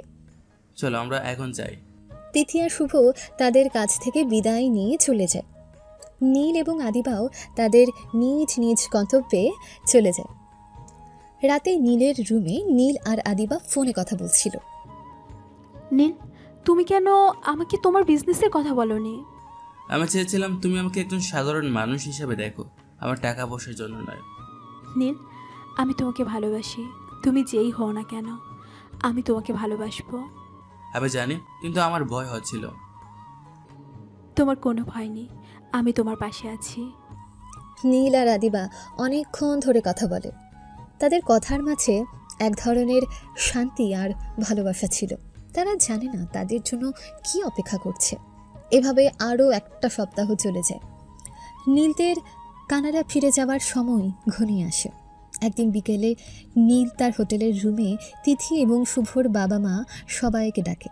তারা এলে নীল তাদের সামনে বসে। নীলের চোখে তখন এক ধরনের আবেগ আর ভালোবাসা ছিল। আপনারা সবাই এখানে এসেছেন, আমি অনেক খুশি। আপনারা আমার বাবা মায়ের মতো। আপনাদের সাথে একটা কথা শেয়ার করতে চাই। নীলের কথা শুনে সবাই চুপ করে থাকে। তারা জানে না নীল কি বলতে যাচ্ছে। আমি এখানকারই একজনকে ভালোবেসে ফেলেছি। ওর নাম আদিবা। ওর বাবা শহরের একজন টপ বিজনেসম্যান। আঙ্কেল হয়তো অনেকে চেনেন। চিনি মানে? ওনার সাথে আমার প্রায় দেখা হয়। এখান থেকে তো যাওয়ার সময় গনিয়ে এলো, তাই ভাবছি যাওয়ার আগে আদিবাকে নিয়ে করে আমার সাথে নিয়ে যাব। এখন আপনাদের মতামত জানতে চাচ্ছি। নীলের কথা শুনে তিথি আর শুভর বাবা মা একে অপরের দিকে তাকান। তাদের মুখে এক ধরনের হাসি ফুটে ওঠে। তারা জানে নীল কত বড় একটা সিদ্ধান্ত নিতে যাচ্ছে। বাবা তুমি যদি খুশি হও তাহলে আমাদের কোনো সমস্যা নেই। হ্যাঁ বাবা, আমরা তো তোমার সাথে আছি। তাহলে আপনারা সবাই আমার সাথে আছেন? হ্যাঁ বাবা, আমরা তো আছি। আমরা কালকেই আদিবাদের বাসায় বিয়ের সম্বন্ধ নিয়ে যাব। তুমি আদিবাকে বলে দিও। না আঙ্কেল, ওর জন্য এটা সারপ্রাইজ হিসেবে থাকুক। এরপর তারা সবাই মিলে বিয়ের প্ল্যান করতে থাকে। নীলের মনে তখন এক ধরনের শান্তি আর ভালোবাসা ছিল। সে জানে এই মানুষগুলো তার জীবনে কত বড় একটা সম্পদ। পরের দিন সকাল নীল, শুভ, তিথি এবং তাদের বাবা মায়েরা মিলে আদিবাদের বাড়ির দিকে রওনা হয়। নীলের মনে তখন এক ধরনের উত্তেজনা কাজ করছিল। সে জানে না আদিবার বাবা মা তাকে কিভাবে গ্রহণ করবেন। তারা আদিবাদের বাড়িতে পৌঁছে যায়। আদিবা তখন তাদের দেখে অবাক হয়ে যায়। সে বুঝতে পারে না তারা কেন এখানে এসেছেন। আরে হঠাৎ আপনারা এখানে, কোনো সমস্যা হয়েছে কি? না ভাই, আমার এখানে সমস্যা নিয়ে আসিনি। আমরা এখানে একটি ভালো খবর নিয়ে এসেছি। আদিবার বাবা তখন সবাইকে ভেতরে আসতে বলে। সবাই বসার পর তিথির বাবা কথা বলতে শুরু করে। ভাই, আপনার মেয়ে আদিবা আর আমার ছেলে নীলের মধ্যে একটি সম্পর্ক তৈরি হয়েছে। তারা দুজনেই দুজনকে ভালোবাসে। আমরা তাদের বিয়ে দিতে চাই। তিথির বাবার কথা শুনে আদিবার বাবা মা অবাক হয়ে যান। তারা নীলের দিকে তাকিয়ে থাকেন। তাদের চোখে তখন এক ধরনের বিস্ময় ছিল। বাবা, তুমি তো অনেক ছোট, তুমি কি জানো তুমি কি বলছো? আঙ্কেল, আমি আমার জীবনের সবচেয়ে বড় সিদ্ধান্ত নিয়েছি। আমি আদিবাকে ভালোবাসি আর আমি ওকে আমার সাথে নিয়ে যেতে চাই। নীলের কথা শুনে আদিবার বাবা মা একে অপরের দিকে তাকিয়ে থাকেন। তারা জানে না তারা কি করবেন। বাবা, তুমি তো একজন টপ বিজনেসম্যান, আমাদের মেয়ে তো তোমার সাথে থাকতে পারবে না। আঙ্কেল, আমি আমার জীবন থেকে টাকা পয়সাকে সরিয়ে রেখেছি। আমি আদিবাকে একজন সাধারণ মানুষ হিসেবে ভালোবাসতে চাই। নীলের কথা শুনে আদিবার বাবা মা কিছুটা শান্ত হন। তারা আদিবার দিকে তাকিয়ে থাকেন। আদিবার চোখে তখন এক ধরনের আনন্দ ছিল। মা, তুই কি নীলয়কে ভালোবাসিস? এরপর আদিবার বাবা মা তাদের বিয়েতে সম্মতি দেন। সবাই তখন অনেক খুশি হয়। নীলের মুখে এক ধরনের শান্তি আসে। সে জানে এই মানুষদের কারণে তার জীবনে এখনো কিছু আনন্দ অবশিষ্ট আছে। এরপর দুই পরিবারের সবাই মিলে সিদ্ধান্ত নেয় অনেক ধুমধাম করে বিয়ে হবে। কিন্তু নীলের কথায় তারা আর ধুমধাম করে বিয়ে দেয় না। তারা প্ল্যান করে ঘরোয়াভাবে 2 দিন পর তাদের বিয়ে হয়ে যাবে। এরপর সবাই বাড়ি চলে আসে। আদিবাদের বাড়িতে আদিবার বাবা মা তাকে জিজ্ঞেস করেন, মা, তুই কি সব ভেবে চিন্তে সিদ্ধান্ত নিয়েছিস? হ্যাঁ মা, আমি শুধু ওকে দেখে ভালোবাসিনি, ওর অতীত শুনে ভালোবেসেছি। অতীত মানে? তখন আদিবা নীলের অতীতের সব কথা তার বাবা মাকে বলে। সব শুনে তার বাবা মা আবেগ আপ্লুত হয়ে যান। ছেলেটা অনেক কষ্ট করে এত বড় হয়েছে। কখনো ছেলেটাকে কষ্ট দিস না মা। এরপর সময়গুলো ফুরিয়ে আসতে থাকে। নীল আর আদিবা তো অপেক্ষা করছিল কখন সেই সময়টা আসবে। অবশেষে সেই সময়টা এসে উপস্থিত হয়। আজ তাদের বিয়ে। সকাল থেকে দুই বাড়িতে হইচই। নীলের বাড়ি হিসেবে শুভর বাড়ি আছে আর আদিবার বাড়িতে বিয়ে হবে। দুপুর 2টায় 3বার কবুল বলার মাধ্যমে তাদের বিয়ে হয়েছে। চারদিকে সবার মধ্যে যেন খুশির বন্যা বয়ে যাচ্ছে। রাত 8টার দিকে নীল আদিবাকে নিয়ে বাড়িতে ফিরে আসে। একটা বেডরুম সুন্দরভাবে তাদের ফুলসজ্জার জন্য সাজানো হয়েছে। আদিবাকে ওই রুমে বসিয়ে দিয়ে নীল ছাদে চলে যায়। তার জীবনের সবচেয়ে বড় একটা দিন তার পরিবারকে ছাড়া শেষ হয়ে গেল। নীলের চোখ দিয়ে 2 ফোঁটা পানি পড়ে। তখনই তার কাঁধে শুভ আর তিথির হাত রাখে। কিরে নীল, এখানে একা একা কি করছিস?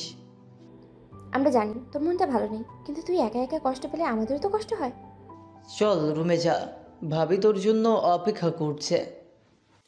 নীলের মুখে একটা হাসি ফুটে ওঠে। সে তার বন্ধুদের দিকে তাকিয়ে হাসে।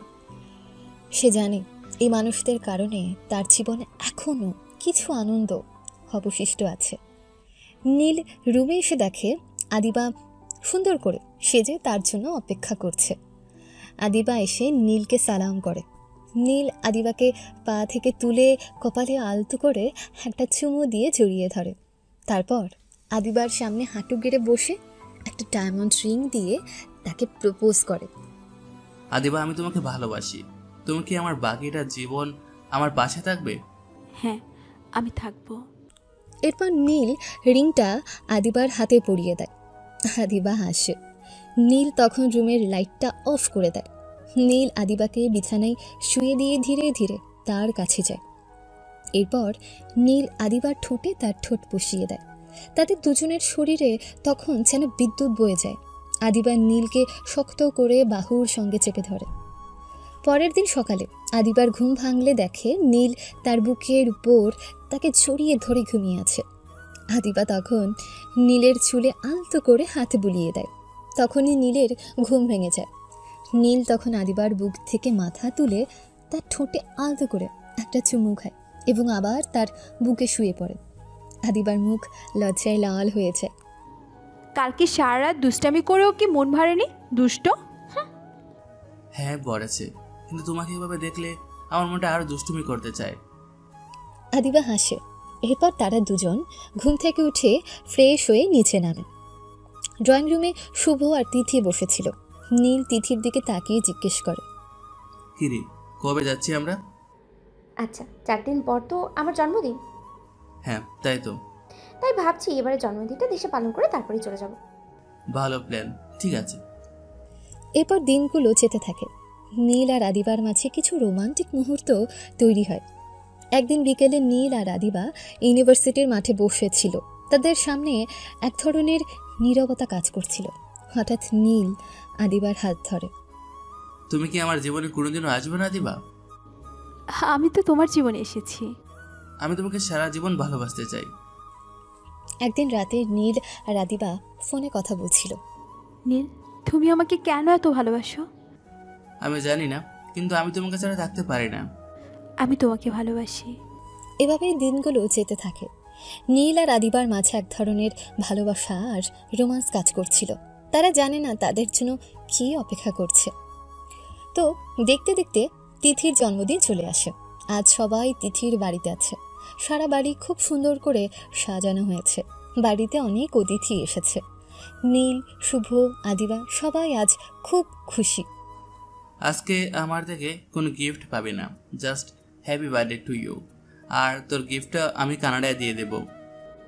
ঠিক আছে, আমি তোর গিফটের জন্য অপেক্ষা করব।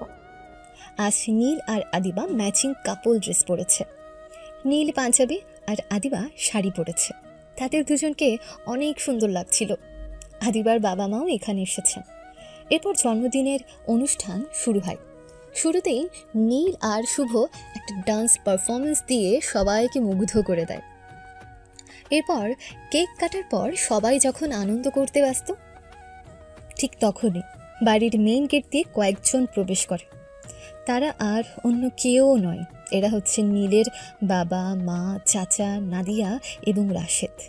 তাদের দেখে নীলের মাথায় রক্ত উঠে যায়। তিথির বাবা তাদের দিকে এগিয়ে যান।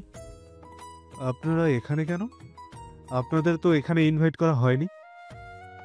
ভাই, আমরা এখানে এসেছি ক্ষমা চাইতে। তিথির বাবা আর কোনো কথা না বলে তাদের ভেতরে আসতে বলেন। এরপর তারা সবাই নীলের কাছে যায়।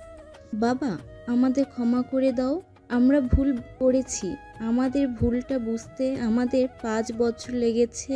প্লিজ বাবা, আমাদের ক্ষমা করে দাও। হ্যাঁ ভাই, আমরা ভুল করেছি, আমাদের ক্ষমা করে দাও। আমরা জানি আমাদের ভুলটা অনেক বড়। আমরা তোমাকে কত কষ্ট দিয়েছি সেটা আমরা এখন বুঝতে পারছি। আমরা ভুল করেছি, আমাদের ক্ষমা করে দাও। আমরা জানি আমরা তোমার কাছে অনেক অপরাধী। প্লিজ আমাদের একটা সুযোগ দাও। এরপর তারা সবাই নীলের কাছে যায়। নীল চুপ করে থাকে। সে তাদের দিকে তাকায়। তার চোখে তখন এক ধরনের রাগ আর ঘৃণা ছিল। তিথি তাদের দিকে এগিয়ে যায়। কিসের ক্ষমা? আপনারা তো নীলকে মিথ্যা অপবাদ দিয়ে বাড়ি থেকে বের করে দিয়েছিলেন। আপনারা কি ভেবেছিলেন ও কোনোদিনও ঘুরে দাঁড়াবে বা দাঁড়াতে পারবে? আপনারা নীলকে কতটা কষ্ট দিয়েছেন সেটা কি জানেন? আপনারা তো ওকে ছেড়ে দিয়েছিলেন, কিন্তু আমরা ওকে ধরে রেখেছিলাম। নীলের বাবা, মা, চাচা, রাশেদ এবং নাদিয়া তখন তাদের দিকে তাকিয়ে থাকে। তাদের চোখে এক ধরনের অনুশোচনা ছিল। তারা আবার নীলের দিকে ফিরে তাকিয়ে ক্ষমা চাইতে শুরু করে। নীল, তুই চলে যাওয়ার কয়েকদিন পর যখন নাদিয়া প্রেগনেন্ট হয় তখন সকল সত্য সামনে আসে। তখন আমরা তোকে অনেক খুঁজেছি কিন্তু কোথাও পাইনি। বাবা, আমাদের ক্ষমা করে দাও। আমরা জানি আমরা তোমার কাছে অনেক অপরাধী, কিন্তু প্লিজ আমাদের একটি সুযোগ দাও। আপনারা কেন এসেছেন? আমার বাবা মা তো সে 5 বছর আগেই মারা গেছেন। আপনারা কেন এখানে এসেছেন? আপনারা এখানে অতিথি, আর অতিথিকে সম্মান করা হয়, কিন্তু আপনারা আমার সম্মান নষ্ট করেছেন। নীলের কথায় সবাই চুপ করে যায়। তারা আর কোনো কথা বলে না। আপনারা এখন যেতে পারেন, আর কখনো এই বাড়িতে আসবেন না। নীলের কথা শুনে তারা মাথা নিচু করে বাড়ি থেকে বেরিয়ে যায়। তাদের মুখে এক ধরনের অনুশোচনা আর কষ্ট ছিল। তিথি আর শুভ নীলের দিকে তাকিয়ে হাসে। তারা জানে তাদের বন্ধু আজ তার জীবনের সবচেয়ে বড় যুদ্ধটা জয় করেছে। নীলের পরিবারের সবাই চলে যাওয়ার পর নীল আর সেখানে থাকতে পারছিল না। তার ভেতরে জমে থাকা কষ্ট আর রাগ যেন তাকে গ্রাস করেছিল। সে সেখান থেকে উঠে সোজা নিজের রুমে চলে আসে। আদিবাও তার পেছন পেছন যায়। আদিবার রুমে গিয়ে দেখে নীল বিছানায় বসে কাঁদছে। তার চোখ দিয়ে অনবরত জল পড়ছে।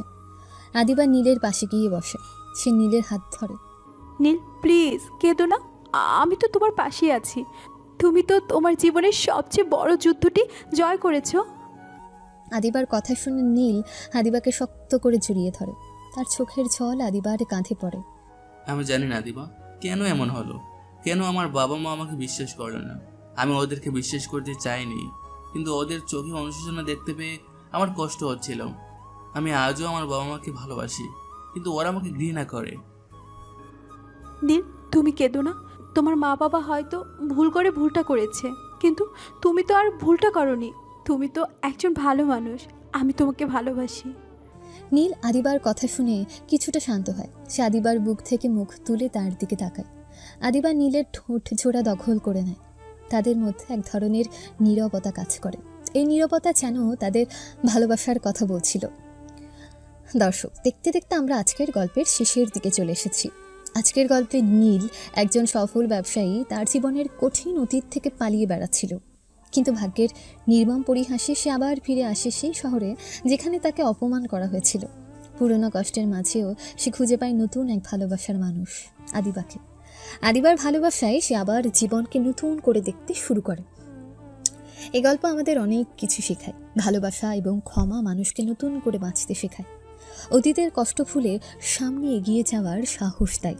আর প্রকৃত বন্ধুত্বের মূল্য অনেক বেশি, যা যে কোনো কঠিন পরিস্থিতিতে পাশে থাকে। তো প্রিয় দর্শকরা, আজকের গল্প এখানেই শেষ হলো। যারা এতক্ষণ যাবৎ গল্পটি শুনেছেন তাদের সকলকে অনেক ধন্যবাদ। আর গল্পটা কেমন লাগলো ও নেক্সটে কী ধরনের গল্প চান অবশ্যই তা কমেন্টে জানাবেন। আর লাইক, সাবস্ক্রাইব, শেয়ার করতে ভুলে যাবেন না কিন্তু। তাহলে সবাই পরবর্তী গল্পের জন্য অপেক্ষা করুন। এই পর্যন্ত, আল্লাহ হাফেজ।